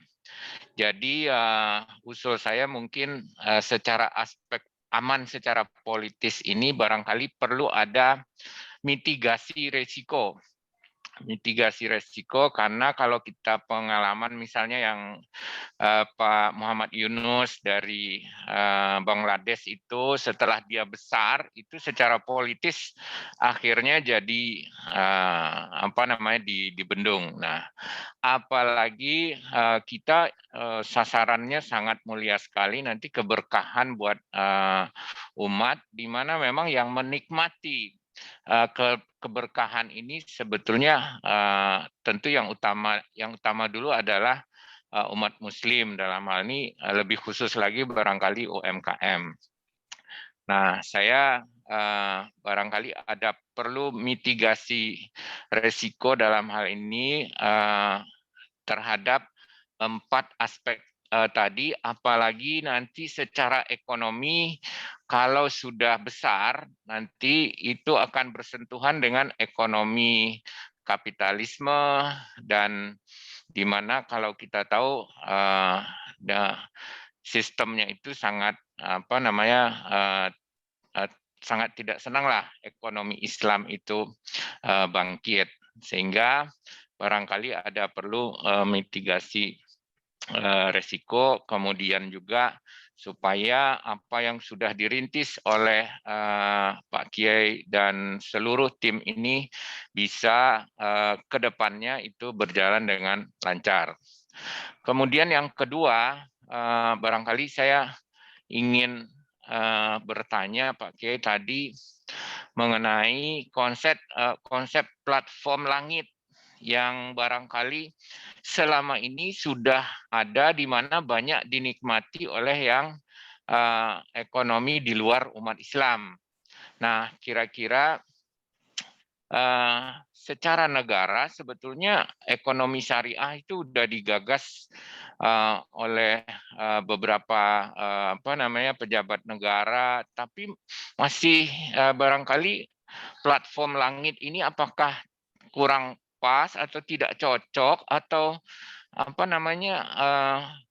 justru umat Muslimnya sendiri belum menikmati platform langit ini, sehingga barangkali saya lihat ini salah satu terobosan yang Pak Kiai inisiasi dan bersama dengan kiai-kiai yang lain melalui Komisi Pemberdayaan Ekonomi Umat ini, sehingga protokol langit tadi yang sangat sempurna, konsepnya itu bisa dinikmati oleh UMKM khususnya umat Muslim. Itu saja Pak Kiai, hanya kasih masukan dan sedikit pencerahan mengenai protokol langit tadi. Terima kasih Pak Kiai. Assalamualaikum warahmatullahi wabarakatuh. Waalaikumsalam warahmatullahi wabarakatuh. Terima kasih Pak Adisam hadir bersama-sama, berjuang bersama-sama. Seharusnya kalau mereka jujur pada nurani, tidak perlu khawatir terhadap kebangkitan bangsa, kecuali mereka mau kemudian merebut secara serakah sumber daya untuk kepentingan sedikit kelompok oligarki. Seharusnya ketika mereka melihat bahwa rakyatlah yang kemudian mendapatkan dan berhasil guna, itu seharusnya kita juga akan kebagian juga, karena pada dasarnya kita adalah rakyat. Demikian. Ya. Sehingga dalam konteks ini tadi saya mohon maaf, saya menjelaskan frame-nya itu, saya ulangi. Frame pertama itu adalah kita harus aman dalam 4 frame. Frame pertama itu adalah frame syar'i. Kita tidak boleh melanggar protokol-protokol langit ini. Nanti tidak barokah. Yang kedua, ya kita harus aman secara legalitas, aman secara hukum. Tidak boleh menabrak undang-undang, tidak boleh menabrak peraturan, tidak boleh. Dan kita tahu bahwa apa yang disebut dengan aman secara hukum, aturan-aturan hukum itu, apakah itu undang-undang atau turunannya, itu adalah by political process. Jadi kita melihat bahwa kekuatan massa itu bisa mengubah apapun. Nah, itu yang kemudian menjadi kita lihat harus ada kekuatan politis, bukan politik, tapi politis. Maka kekuatan massa Indonesia itu bisa menakutkan kalau bangun dari tidurnya. Ya. Kalau bangun dari tidurnya dengan kekayaan yang luar biasa, jangan dinina-bobokkan. Frame yang satu lagi namanya frame administratif. Dia tidak boleh loss, walaupun kita bisa jadi loss itu macam-macam kan. Loss itu bisa jadi karena mismanagement, karena kurang tahu ilmunya. Yang kedua karena moral hazard pengelolaannya. Yang ketiga karena force majeure. Semuanya ini sebenarnya ada backup-nya di dalam surat At-Taubah ayat 60. Sudah ada backup-nya. Maka kalau koperasi itu diadu dengan kartel, dia tidak di backup. Ini namanya negara membunuh rakyatnya. Dia tidak di backup. Modalnya gurem-gurem mau diadu sama kartel yang dia bisa mendapatkan grace period dari perbankan. Dengan Betul. Dia mendapatkan backup. Bahkan kemudian bisa mendapatkan sindikasi bank. Patut diduga mendapatkan sindikasi bank untuk itu. Terus koperasi mau diadu, itu zalim. Tinggal menunggu azab aja kalau zalim. Rakyatnya dibiarkan bertarung, tidak dibantu, karena melanggar surat Al-Qasas ayat 5 tadi. Apapun namanya. Mau dinamakan koperasi Islami atau apa negara Islami, tinggal namanya doang. Maka kita tidak tertarik kepada al-ismayat. Namanya harus syariah, namanya harus Islam. Madinah saja nggak perlu disebut negara Islam. Ya. Tapi intinya, isinya adalah Islam. Maka waktu Rakornas, Komisi Pemberdayaan Ekonomi Umat, pada bulan April tempo hari, berapa bulan yang lalu, kita katakan bahwa seharusnya di Indonesia itu jangan koperasi syariah, jangan bank syariah. Itu kita sampaikan dalam press release kita. Seharusnya namanya Islamic Bank. Jangan malu-malu dan jangan ragu-ragu. Nanti tinggal baju kukunya doang. Tapi kemudian karakternya tidak lengkap. Tidak berani menawarkan profit and loss sharing karena niru-niru gaya-gaya kemudian kapitalisme. Yeah. Tapi ingin disebut kelihatan Islami. Maka saya katakan sekalian aja kayak di luar negeri Islamic Bank. Tapi kenapa kemudian pemerintah masih kemayu untuk mengatakan Islamic Bank? Padahal protokol langit udah jelas keunggulannya. Nah, Yeah. Tapi saya kira kita malam ini tidak dalam perdebatan itu. Karena untuk membahas itu ada regulasi-regulasinya yang sudah mengerjakan. Yang penting, kita nanti dengan masa yang kuat ini adalah kemudian kita memiliki kekuatan. Itu yang disebut dengan, ini ada Idul Adha, ada share screen. Share screen dari Pak siapa itu? Mohon ditutup dulu. Mohon dari Pak. Ya, Iya ya. ya supaya fokus. Mohon maaf nanti setelah kita dialog kita nanti diskusi lebih bebas supaya Baik. nanti apa yang disampaikan Pak Adisam ini bisa terstruktur pembahasannya. Ya. Jadi memang kekuatannya harus kekuatan seperti itu. Ada yang takut Indonesia ini bangun dari tidurnya. Ada yang pernah bangkit dulu misalnya ada gerakan Gavatar. Bapak-bapak mungkin pernah mendengar Gavatar. Ya. Dia secara hukum legal ada. Secara administratif, itu bisa dipertanggungjawabkan. Sehingga tidak sedikit kemudian ada orang meninggalkan keluarganya, anak meninggalkan orang tuanya, istri meninggalkan suaminya untuk bergabung dalam gerakan itu.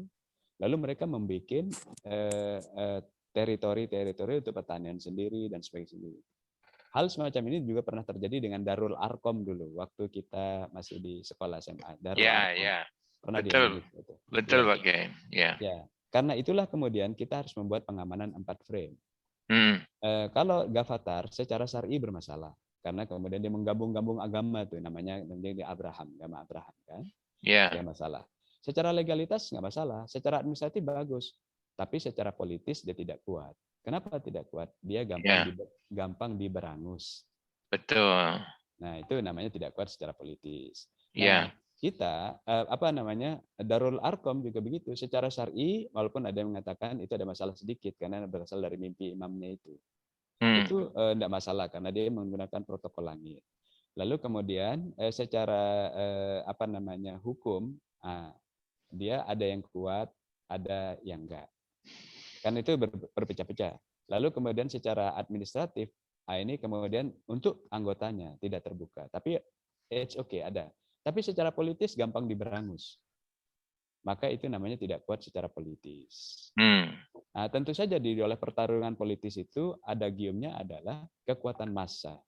Maka massa Indonesia ini diperbutkan untuk dibodoh-bodohi supaya dia menjadi hanya akses pasar dan tidak maju.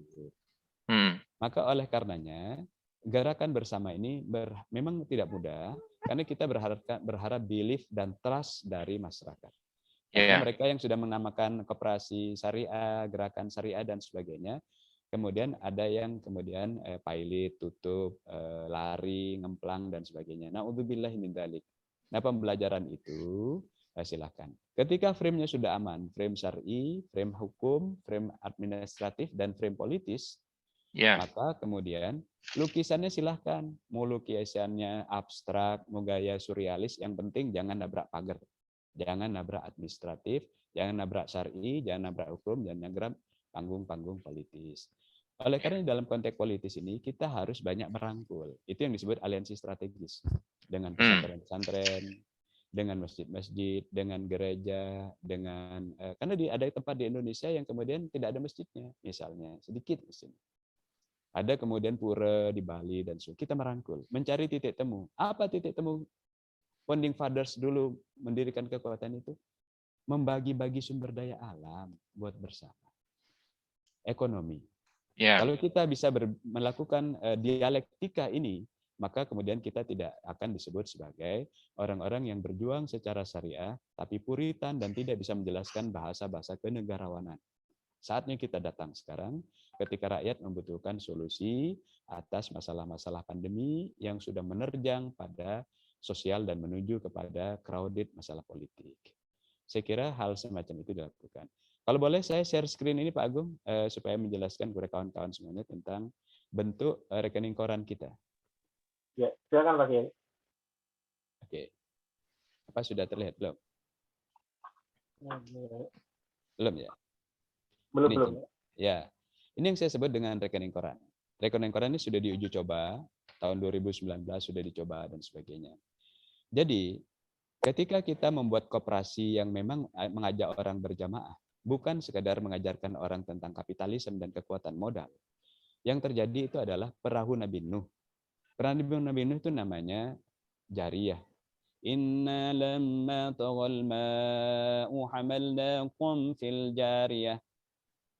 Surat Al-Haqqah ayat yang ke-11 ya.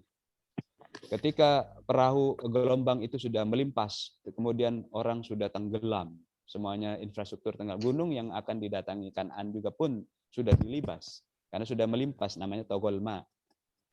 Maka yang bisa selamat itu yang menggunakan mitigasi jariyah. Nama safinahnya, perahunya namanya jariyah. Apa jariyah itu yang langsung masuk ke dada kita? Amal jariyah. Ilmunya, mewakafkan hartanya, sedekah, dan dalam domain itu. Maka koperasi yang kemudian mau menerima kekuatan sedekah jariyah itu, maka itu koperasi yang kuat di dalam bertarung pada saat semua sedang kolab di masa pandemi. Nah, itu sudah kita uji coba. Jadi ini salah satu seorang ibu, ya saya tidak sebut namanya, saya naikkan. Ini dia tadinya itu kena rentenir. Ada di sebuah tempat yang kita coba nih, uji coba ini, di daerah pinggiran sungai, di mana mereka itu kena rentenir, bahkan ada sebagian yang membayar rentenir itu dengan anak gadisnya. Dan ini saya sampaikan kepada kawan-kawan Majelis Ulama Indonesia dulu tahun 2018, 2019. Kemana saja para kiai ini? Ini ada orang yang kemudian menjual anaknya karena ditekan rentenir. Sehingga mereka mengatakan, oh Ustadz tuh nggak ada gunanya karena dia bisa ceramah, tapi nggak bisa pasang badan, penakut, dan sebagainya. Banyak tuh. Kita melakukan survei menggunakan anak-anak muda tadi itu yang digambar-gambar tadi itu. Oh ternyata masyarakat duafa itu nggak begitu respect sama ustadz-ustadz yang cuma bicara tentang narasi-narasi Islam, tapi tidak solutif. Maka kemudian dibuatlah konsep ini.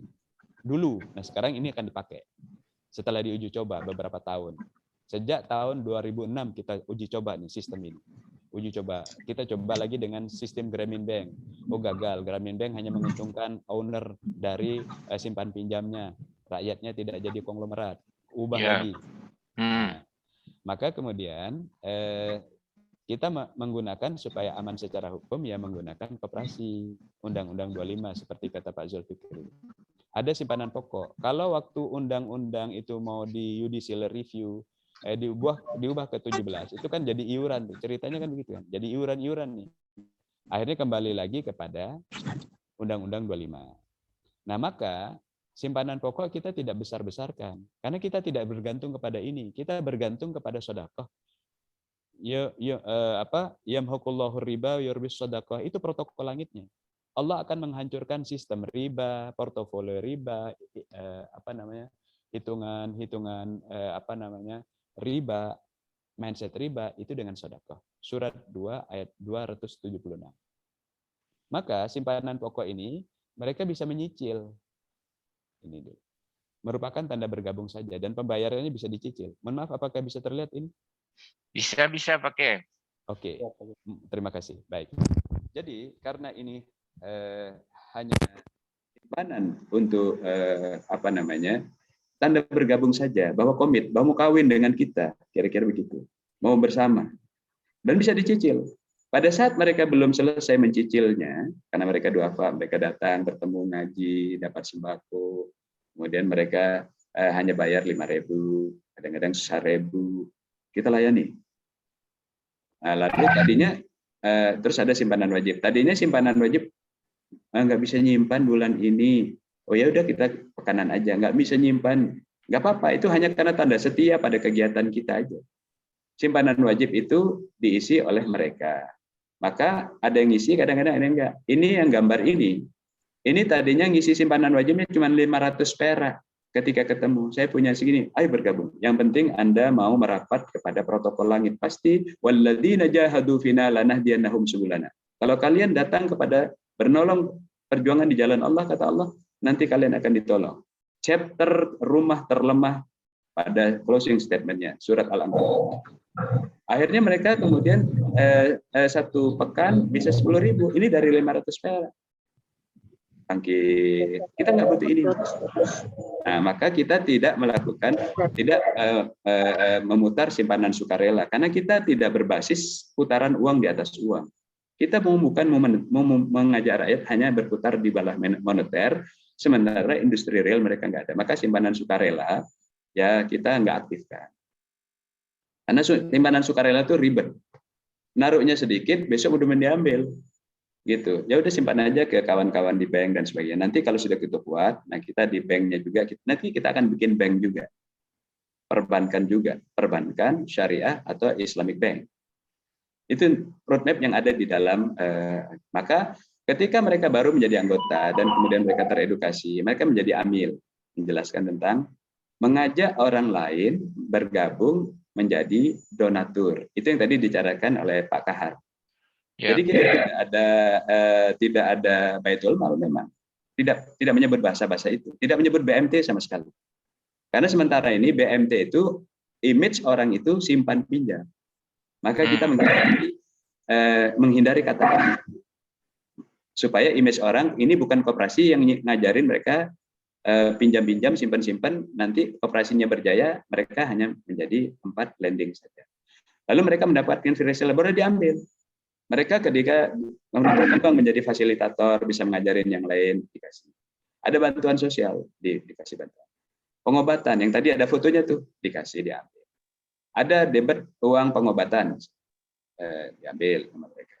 Kemudian sembako. Nah, sembako ketika diberi tiba-tiba ada bantuan dari CSR, itu kita nilai sebagai angka pada mereka. Mengapa kok dibuat angka-angka begini? Karena dalam protokol langit, kalau mengelola Bani Israel yang mantan terjajah, dia harus stick and carrot. Dia harus diingatkan, karena dia tidak tahu terima kasih dan dia pelupa. Maka kita rekam ini di dalam, maka rekening koran ini bukan sekedar mengetahui berapa simpanan, bukan. Rekening koran ini alat kontrol untuk mengendalikan pergerakan. Maka total manfaat namanya, bukan simpanan sukarela, ya. Itu kita catat berapa yang diambil, berapa yang dapat, berapa diambil. Maka definisinya adalah, nah kita lihat ini, simpanan, bukan simpanan ya, manfaat anggota itu merupakan tanda berjalannya sistem Baitul Mal dan Baitul Tamil di dalam program itu. Manfaat ini diberi oleh sistem, diberi oleh koperasi dalam kajian mereka mengenal. Jadi memang ada sistem Baitul Mal, sistem Baitul Tamil, tapi bukan BMT. Tapi kita gunakan ini sesuai dengan protokol langit. Tapi kita tidak menyebutnya dalam struktur formal kita. Hanya kita mengajarkan pada mereka. Dulu kita itu pernah kuat karena kita punya dulu di zaman kenabian itu ada pernah Baitul Mal. Orang mau mengalahkan Persia, Rasulullah cuma bilang gini, kita akan berperang. Siapa yang akan membantu? Saya Rasulullah bawa segenggam kurma. Saya Rasulullah bawa perisai bekas. Ayo. Saya Rasulullah bawa kuda 2. Saya Rasulullah 1 gandum. Ayo. Kalah tuh Persia. Memang kemudian ada Abdurrahman bin Auf yang kemudian datang. Ini ya Rasulullah, kontainer dengan isi-isinya. Beberapa kontainer yang menggentarkan Madinah. Ini harusnya bisa bangkit bangsa Indonesia. Dan itu tidak harus mengatakan bahwa ini Republik Islam Indonesia. Enggak usah begitu. Tapi di negeri yang Pancasila sudah dijadikan founding fathers ulama itu jadi platform negara, kita bicara saja dalam bahasa kenegarawanan. Maka seluruh anggota itu mendapat manfaat anggota itu sejak hari pertama bergabung. Padahal dia belum lunas tuh, masih dicicil. Karena mereka mau bekerja. No pain, no gain. Kita ajarkan begitu. Itu kita mengajarkan iming-iming kepada rakyat ini. Ayo bekerja keras, no pain, no gain. Nah, ketika mereka mendapatkan itu, maka kemudian kita akumulasikan. Karena banyak du'afa Bani Israel itu tidak tahu berterima kasih bahwa dia pernah dibesarkan. Ini yang diterima ketika dia beberapa bulan bergabung. Jangan lupa, Anda sudah mengambil dana 10 juta. Karena orang mengatakan syariah, mohon maaf nih, orang mengatakan syariah tapi perilakunya riba. Tapi perilakunya dia kemudian pergi pulang. Misalnya, ketika kecil-kecil dia datang ke bank syariah. Ketika udah besar, dia nggak naruh lagi di bank syariah, ditaruhnya di Swiss sama dia. Ketika udah multinational company, ini tidak fair secara protokol langit. Ketika dia kecil-kecil, minta dana, minta pasar. Ketika udah besar, dia gede sendiri, tidak menggedekan adik-adik UMKM-nya, junior UMKM-nya, padahal dia pernah dibesarkan oleh umat. Ini tidak fair secara protokol langit. Maka kita rekam, karena ini sebagai tanda untuk mengukur. Nah, dana-dana yang mereka dapat ini baik bagi hasil, dan ini bagi hasil tidak harus kemudian menunggu 1 tahun. Nah, baru kemudian mereka kita edukasi. Maka edukasi menjadi kata kunci. Maka anggota Koperasi Demi Umat ini diharapkan hadir pada Rabu subuh di tempat pengajiannya Pak Kiai Haji Mangesti untuk belajar bagaimana platform langit ini, protokol langit itu menyelesaikan masalah, mulai dari surat Al-Fatihah sampai An-Nas, detail dibahas dari tinjauan politik, sosial, budaya, ekonomi, hukum, pertahanan, keamanan untuk mengamankan motif ekonomi. Maka nanti ketika mereka mendapatkan dananya, dan dana itu bisa karena kerja mereka, maka kita ajarkan jangan boros. Maka mereka punya mudharabah. Mereka kemudian ini belum muqayyadah. Ini ada simpanan haji. Maka kita nanti akan bekerja sama dengan kawan-kawan yang mengelola simpanan haji itu supaya du'afa itu bisa berhaji. Walaupun dinabungnya cuma 1.000, 2.000. Nanti ada caranya, Allah memudahkan. Ada simpanan kurban. Ini ada saya tidak sampaikan foto-fotonya. Tadi mereka itu hanya kurban menjadi penerima kupon. Setelah ikut koperasi model begini, mereka kemudian berkurban kambing, lama-lama berkurban sapi. Videonya ada, suatu saat saya akan sampaikan. Dari mereka menerima daging sampai mereka teriak takbir karena berkurban sapi. Lalu kemudian simpanan dan sebagainya. Nah, total yang mereka simpan ini dan total yang mereka dapat itu kita jadikan sebagai cash collateral. Cash collateral mereka untuk apa? Nanti kebutuhan sepatu, susu anak-anaknya, sekolah-sekolahnya, mau beli tas, mau beli dan sebagainya, mereka boleh kredit konsumtif kepada koperasi. Tapi setelah teredukasi. Jangan sampai koperasi mengiming-imingi barang-barang konsumtif, lalu mereka kemudian kesulitan membayarnya. Setelah itu mereka ngutang ke rentenir untuk nyicil ke kita. Kiamat ini sudah kita ngajarin keburukan dan kehancuran. Maka nanti mereka boleh meminjam sesuatu, membeli sesuatu dengan murabahat, dibelikan oleh kita, tapi mereka punya cash collateral. Apa cash collateralnya itu? Nilai maksimal pengajuan murabahah konsumtif adalah kita sebut maksi.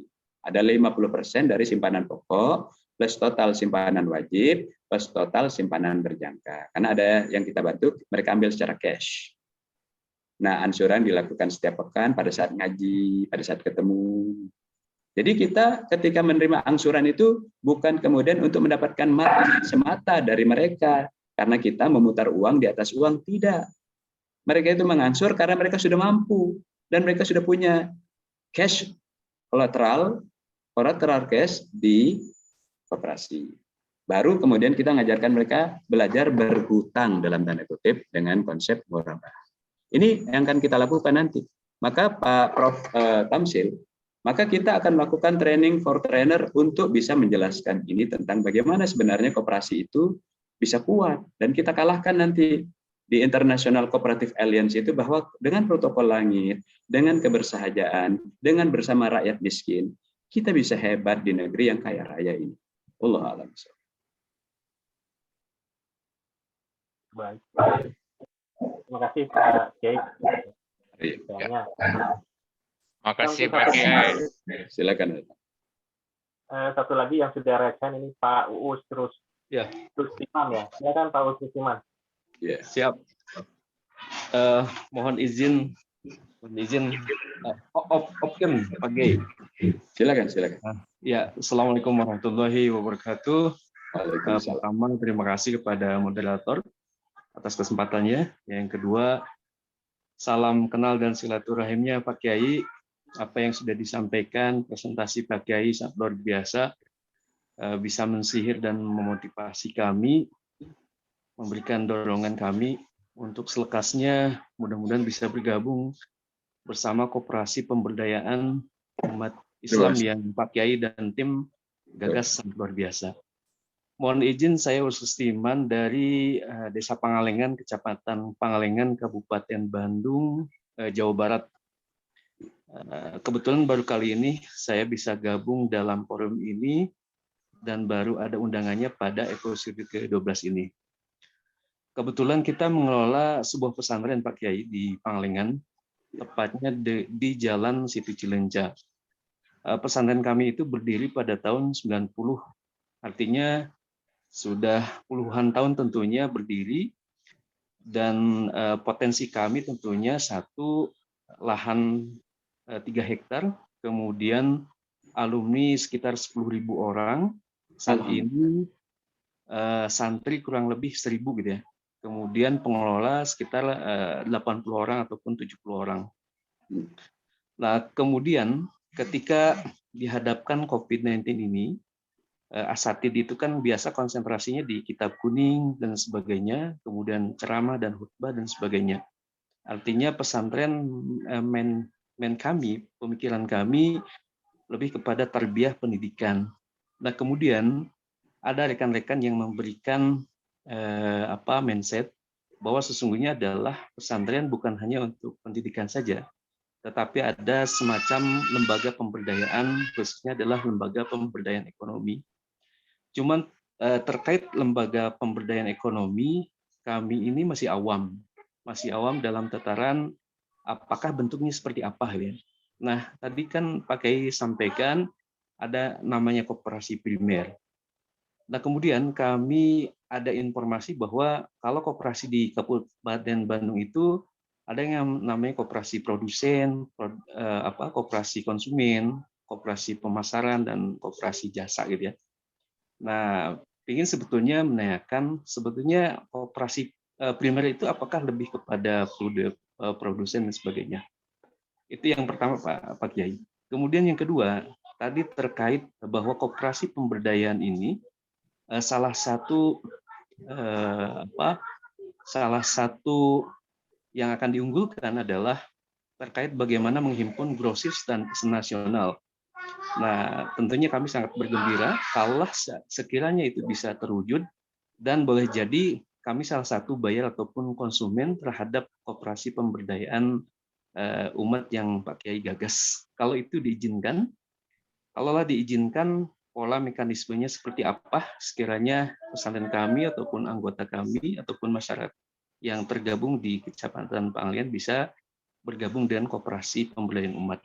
Kalaupun kita sudah membuat koperasi misalkan, apakah nanti koperasi kami bagian dari spin up ataupun pemekaran koperasi pemberdayaan, ataukah kami sebagai mitra koperasi yang pakai gagas demikian. Kemudian selanjutnya tentunya semoga pasca COVID Pak Kiai dan tim dari Jakarta MUI bisa silaturahim ke kami Pak Kiai dengan wisata alam yang sangat luar biasa. Demikian hapunten bilih meeting terlalu lama. Assalamualaikum warahmatullahi wabarakatuh. Waalaikumsalam warahmatullahi wabarakatuh. Hatur nuhun Bapak Kiai Uus Rustima. Insyaallah kita dipertemukan nanti, moga-moga PPKM ini tidak berlangsung lebih lama, walaupun kemudian ada rencana untuk memperpanjangnya. Tapi dengan komunikasi secara virtual ini barangkali sedikit banyak bisa nanti melakukan keterwakilan. Setelah nanti ada yang bergabung, memang secara khusus nanti kita akan adakan edukasi dan diskusi lebih dalam terhadap mereka yang bergabung untuk mendalami gerakan ini bersama-sama dan membagi tugas. Karena tidak mungkin kebangkitan di Indonesia ini yang kaya raya, yang lingkar pantainya itu luar biasa kekayaannya dan panjang, itu hanya dilakukan oleh satu koperasi. Maka saya izin untuk share screen ya. Oke. Ini saya buka yang tadi ditutup. Apakah ini sudah terlihat? Sudah, Pak. Sudah ya? Oke. Baik, terima kasih. Nah, jadi memang tadi bahwa koperasi kita ini adalah koperasi yang kemudian koperasi primer yang dengan Undang-Undang 25 sekarang memang KBLI-nya banyak. Kalau dulu kan terbatas koperasi simpan pinjam, koperasi serba usaha. Nah, sekarang turunannya udah banyak, KBLI-nya banyak. Nanti ketika ada kurang lebih 50-an, mulai dari urusan pertambangan, saya cerita tadi itu, industri, jasa, kemudian industri keuangan, itu ada di situ semua, ada di kita. Maka nanti ideal dalam rangka kita bisa berhadapan dengan private equity semacam ini, di mana ada orang-orang yang mengumpulkan dana-dana sosial, dana pensiun dan sebagainya, bisa langsung menjadi konglomerat karena membeli anak perusahaan kepada perbankan, membantu perbankan membeli perusahaan gagal bayar. Nah, ketika kita melihat seperti itu, kita lakukan ATM, amati, tiru, modifikasi, kira-kira. Dan pasti kita akan ditiru lalu dimodifikasi sama yang nggak apa-apa. Kita nanti ketika ditiru sudah ada terobosan yang lain. Harus dinamis. Itulah organisasi modern. Maka tim riset untuk pengembangan dan supaya kita lebih kuat itu disiapkan juga dan kita tentu harus kerja keras. Tidak menutup kemungkinan ada perubahan-perubahan.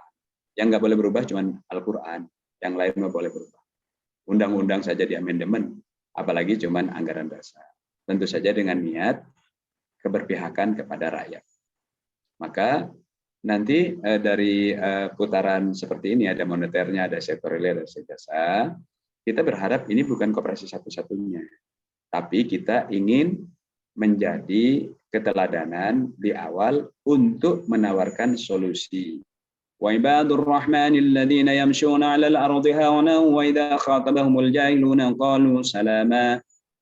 Dan ahli ibadah yang benar itu yang direferensi, divalidasi oleh Al-Quran, cirinya adalah mereka itu santun, rendah hati, tapi ketika berhadapan dengan kebodohan orang, sehingga tidak bisa keluar dari permasalahan ekonomi, sosial, budaya, politik, hukum, pertahanan, keamanan, dia memberikan solusi. Hanya karena kita ingin ikut saja menawarkan solusi di dalam pandemi ini, kita membuat konsep yang sudah diuji coba sejak 2006. Diuji coba. Baik itu dilakukan oleh yayasan aja atau sebuah NGO, baik itu dilakukan oleh koperasi, baik itu BMT, karena saya dulu pernah bikin BMT. Ini kekurangan. Saya dulu bikin Grameen Bank. Begitu rupanya kekurangan. Terus belajar, nggak apa-apa.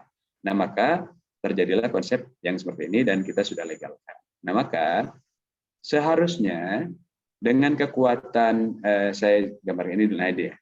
Pesantren ini memiliki kekuatan. Ada waktu kita diskusi dengan Habit Trend, Himpunan Ekonomi dan Bisnis Pondok Pesantren, ini yang kita diskusikan. Pesantren itu punya kekuatan pesantren sendiri, ada pengasuh-pengasuhnya, ada santri-santrinya, ada wali santrinya, ada pendidiknya, ada alumninya, ada masyarakat sekitarnya. Ini baru market saja, segmen pasar yang ada. Belum asetnya. Kalau dibahas nanti asetnya, baik itu wakaf tunai ataupun wakaf infrastruktur yang ada. Atau kemudian yang tidak kalah penting, aksesnya. Saya sekali lagi, aksesnya. Itulah kekuatan kooperatif sistem itu, kekuatan akses. Maka kemudian kita membicarakan tentang aliansi strategis. Maka nanti Koperasi Demi Umat ini bukan mengakuisisi koperasi pesantren yang sudah ada, bukan. Kita membangun aliansi. Jadi kalau Demi Umat ini pesawat terbang, dia juga pesawat terbang yang mengangkut santri, guru santri, wali murid, dan sebagainya, kira-kira begitu. Tetapi guru santri, wali murid yang menjadi anggota koperasi pesantren yang kemudian kita revitalisasi berdasarkan standarisasi protokol seperti tadi yang dilakukan Demi Umat, maka kita akan mengajak dan mengajak seluruh anggota koperasi Demi Umat itu untuk menjadi anggota koperasi di pesantren Anda. Keus. Dan kita minta, karena kita komit, seluruh anggota pesantren Anda juga menjadi anggota koperasi Demi Umat. Demikian juga ketika kami datang ke IPB, ke kawan-kawan di IPB, kawan-kawan di di UIK, kalau itu kawan-kawan di UKA, di AK, kita bilang sama mereka, kalau nanti koperasi ini sudah berdiri, maka kita kawin ya. Anggota kami akan menjadi anggota koperasi Anda di kampus Anda, dan anggota koperasi Anda menjadi anggota koperasi kami. One for all for one. Maka saatnya kita bangkit. Dengan penduduk yang hebat ini, bangunkan dari tidurnya. Demikian juga ada koperasi pasar. Maka koperasi pasar itu ketika terjadi derevitalisasi, Maka kemudian ketika koperasi Anda sudah baik, maka kami akan bilang, itu ada koperasi pasar yang baik. Jadi kawan-kawan anggota di sana. Dan koperasi pasar ini komitmennya masukkan semua anggotanya di koperasi.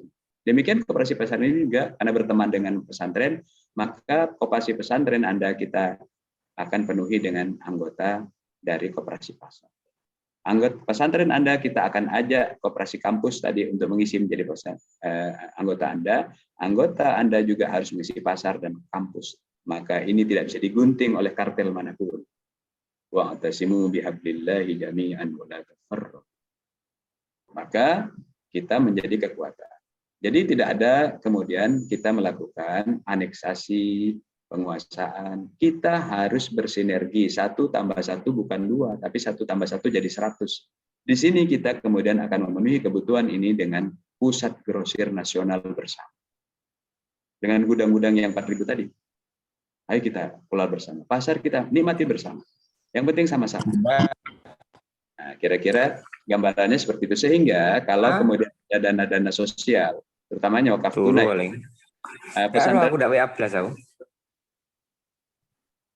Pesantren pesantren itu kan memiliki jaringan kepada aset-aset wakaf, kemudian aset-aset zakat infak. Ayo masukkan ke koperasi ini. Nah, nanti koperasi ini menjadi contoh menerima dana-dana semacam itu sebagai underlying program ketika mutlak. Ketika nanti anak perusahaannya udah hebat-hebat, udah bagus-bagus nih, saatnya kita IPO-kan. Kira-kira begitu. Maka kemudian nanti masuklah wakaf-wakaf tunai itu ke anak-anak perusahaan kita. Baik itu di koperasi pemberdayaan ekonomi, baik itu di koperasi pesantrennya Pak Uus, baik itu di koperasi karyawannya Prof. Tamsil, misal begitu. Yang penting kita sama sudah bentuknya, sudah sama platformnya. Maka kita memiliki bersama. Maka ini kemudian cara kita melakukan itu secara muqayyadah. Jadi konteksnya itu bukan kemudian mengakuisisi, tapi melakukan sinergi. Demikian, Pak. Baik, terima kasih Pak. Allah pakai. Ya. Baik, Bapak Ibu yang dirahmati Allah, mengingat waktu, kita tiba di sesi berikutnya. Mohon maaf untuk Bapak Ibu penanya yang belum bisa dibahas pertanyaan pada dialog malam ini. Mungkin nanti bisa disampaikan melalui call center KPU MUI. Dan untuk Bapak Ibu atau UMKM yang ingin bergabung, kami persilakan untuk bisa menghubungi call center KPU MUI yang sudah kami sampaikan melalui chatroom. Baik, Bapak Ibu yang dirahmati Allah, kita tiba di sesi berikutnya yaitu closing statement yang akan disampaikan oleh Bapak Kiai Insinyur Nurjaman. Kepada Al Mukarram, saya persilakan. Hadirin yang dirahmati Allah Subhanahu wa taala, para cerdik cendekia, kaum terpelajar yang sangat mulia pada malam ini. Saya Nurul Zaman di dalam keputusan bersama kawan-kawan itu kemudian didapuk untuk menjadi ketua koperasi pemberdayaan ekonomi umat. Ini adalah koperasi milik umat. Nah, yang kebetulan saya adalah ketua komisi pemberdayaan ekonomi umat. Jadi sebenarnya tidak ada hubungannya antara Komisi Pemberdayaan Ekonomi Majelis Ulama dengan, tapi ini ada persaudaraan, persahabatan. Dengan yang pesantren aja ada, apalagi yang kemudian dengan ini. Dan terutama Majelis Ulama Indonesia ini yang memayungi secara ideologi. Majelis Ulama Indonesia yang memayungi secara ideologi protokol-protokol yang kita lakukan dalam perjalanannya. Bapak-bapak dan ibu-ibu yang dirahmati Allah Subhanahu wa taala. Oleh karenanya, kemudian kita membangun sinergi dengan koperasi-koperasi yang ada. Baik koperasi dari ormas Islam ataupun koperasi ormas non-Islam. Kita juga melakukan kolaborasi dengan lembaga-lembaga perbankan. Kita datang ke Bank Indonesia, kita datang ke Bank Syariah Indonesia, membangun ikatan-ikatan sinergi kenegarawanan. Lalu kemudian kita datang juga kepada kawan-kawan di pesantren-pesantren silaturahim. Karena sudah saatnya sekarang kita ini memiliki energi untuk jemput bola. Sudah saatnya kita kemudian meninggalkan tembok-tembok pemisah. Kemudian kita datang kepada masjid-masjid insya Allah kemudian akan melakukan penguatan ke Dewan Masjid Indonesia. Kemudian kita datang ke tempat-tempat semuanya bersinergi, lalu membentuk MOU kepada Kadin, kepada Halal, Halal Islam Center di Halal di Istiqlal, maaf. Kita datang. Dan nanti kita akan membuat peta rencananya nanti dalam kerjasama ini, seluruh peta kawasan, di mana di situ kawasan industri halal UMKM di seluruh Indonesia ini kita akan pasarkan bersama di Istiqlal. Jadi orang-orang baik calon tenan ataupun investor ataupun donatur dari luar negeri yang nanti akan datang membantu kawasan industri halal UMKM, komunitas halal industri halal UMKM. Karena nanti di komunitas industri halal ini bukan hanya produknya yang distempel halal, Pak. Tapi kita berharap warungnya itu dikasih kode bahwa ini warung layak dibeli. Jangan cuma produknya. Ini warung halal, kira-kira begitu. Kenapa? Karena dia sudah tidak menjual kontrasepsi bebas, tidak menjual minuman keras secara bebas, dia tidak mungkin sholatnya juga dia tepat waktu secara bergantian. Ini yang mesti kita dukung. Nah, saatnya membela bangsa sendiri yang ingin taat pada protokol langit. Inilah gerakan kita yang sedang kita lakukan. Moga-moga dengan sinergi ini baru pertemuan pertama yang berkaitan dengan peta jalan perahu koperasi. Saya kira nanti kepada yang sudah bergabung akan diundang untuk pertemuan khusus melakukan pendalaman di dalam apa yang dilakukan oleh koperasi. Tetapi kegiatan dialog kebangkitan ekonomi umat tiap malam Sabtu akan terus berjalan. Nanti ketika ini sudah berjalan, kita isi dialog kebangkitan ekonomi umat ini oleh UKM yang sudah naik kelas dengan konsep protokol langit dan bumi. Sekali lagi, protokol langit dan bumi. Hablum minallah dan hablum minannas. Nanti kita suruh bicara malam Sabtu. Insya Allah beberapa bulan lagi. Dari UMKM yang sudah bangkit. Demikian. Assalamualaikum warahmatullahi wabarakatuh. Baik, terima kasih Pak Kiai Nurul Zaman. Bapak Ibu yang dirahmati Allah, tibalah kita di penghujung acara. Saya selaku moderator dan mewakili KPU MUI Pusat sebagai penyelenggara mengucapkan terima kasih atas kehadiran Bapak Ibu semuanya. Mohon maaf sebesar-besarnya jika dalam penyelenggaraan ini ada hal yang kurang berkenan. Kita ketemu kembali insya Allah di acara dialog kebangkitan ekonomi umat episode berikutnya. Mari kita sama-sama tutup dialog kebangkitan ekonomi umat episode 12 ini dengan bersama-sama kita membaca doa kafaratul majelis. Subhanaka wa bihamdika asyhadu an la ilaha illa anta astaghfiruka wa atubu ilaik. Terima kasih. Wassalamualaikum warahmatullahi wabarakatuh. Waalaikumsalam warahmatullahi wabarakatuh. Terima kasih banyak. Terima kasih banyak. Terima kasih. Sehat-sehat. Terima kasih Bapak Tua. Dr. Kahar, terima kasih. Syukran Pak Kiai. Anda Barjo Salamadi, terima kasih. Pak Atang Trisnanto, Ustadz Atang, Kiai Atang Trisnanto, terima kasih, semoga sehat. Ketua DPRD Kota Bogor yang sering membela rakyatnya turun ke jalan, terima kasih. Terima kasih Pak Atang hadir. Syukran jazakallah Kiai. Ya, terima kasih Pak Ketua DPRD. Mudah-mudahan bisa implementasi di Kota Bogor nanti. Terima kasih Pak. Amin, amin ya Allah. Pak Atang Trisnanto ini Ketua DPRD yang muda, tapi beliau gebrakannya sudah membuat terobosan-terobosan. Beliau di Kota Bogor, Ketua DPRD Kota Bogor. Terima kasih hadir dan menjadi maupun. Seperti biasanya karena malam ini diisi oleh Pak Ketua KPU sendiri dan sebagai Ketua Koperasi Pemberdayaan Umat atau Demi Umat, maka tidak ada acara pasca acara resmi. Acara tutup dan acaranya tidak bersambung seperti acara sebelum-sebelumnya. Ada acara ngobrol-ngobrol yang lebih panas lagi. Lebih panas. Ya, kita cukupkan. Terima kasih. Pak Kiai Muhammad. Terima kasih. Assalamualaikum. Pak Nurul Zaman. Mudah-mudahan sudah panas. Terima kasih Pak Kiai. Amin Pak Kiai, mangesti matur suwun. Matur suwun Dr. Pak Kiai. Dr. Basalim, Tuan Guru, terima kasih. Terima kasih. Pak Tridarmanto, terima kasih. Terima kasih. Kang Erik dari Tasik, hatur nuhun. Amin, barakallah. Dari Prof Win, terima kasih. Syukran, Kang. Assalamualaikum. Semoga Allah menjaga kita semua. Amin. Amin. Amin. Terima kasih.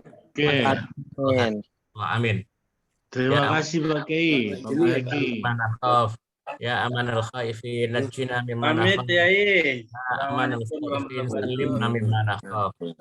Terima kasih. Pamit dulu, pamit. Dan Guru, Alif. Terima kasih. Assalamualaikum warahmatullahi wabarakatuh. Terima kasih. Jaga kesehatan semua. Amin. Terima kasih. Amin. Amin. Amin. Terima kasih. Amin.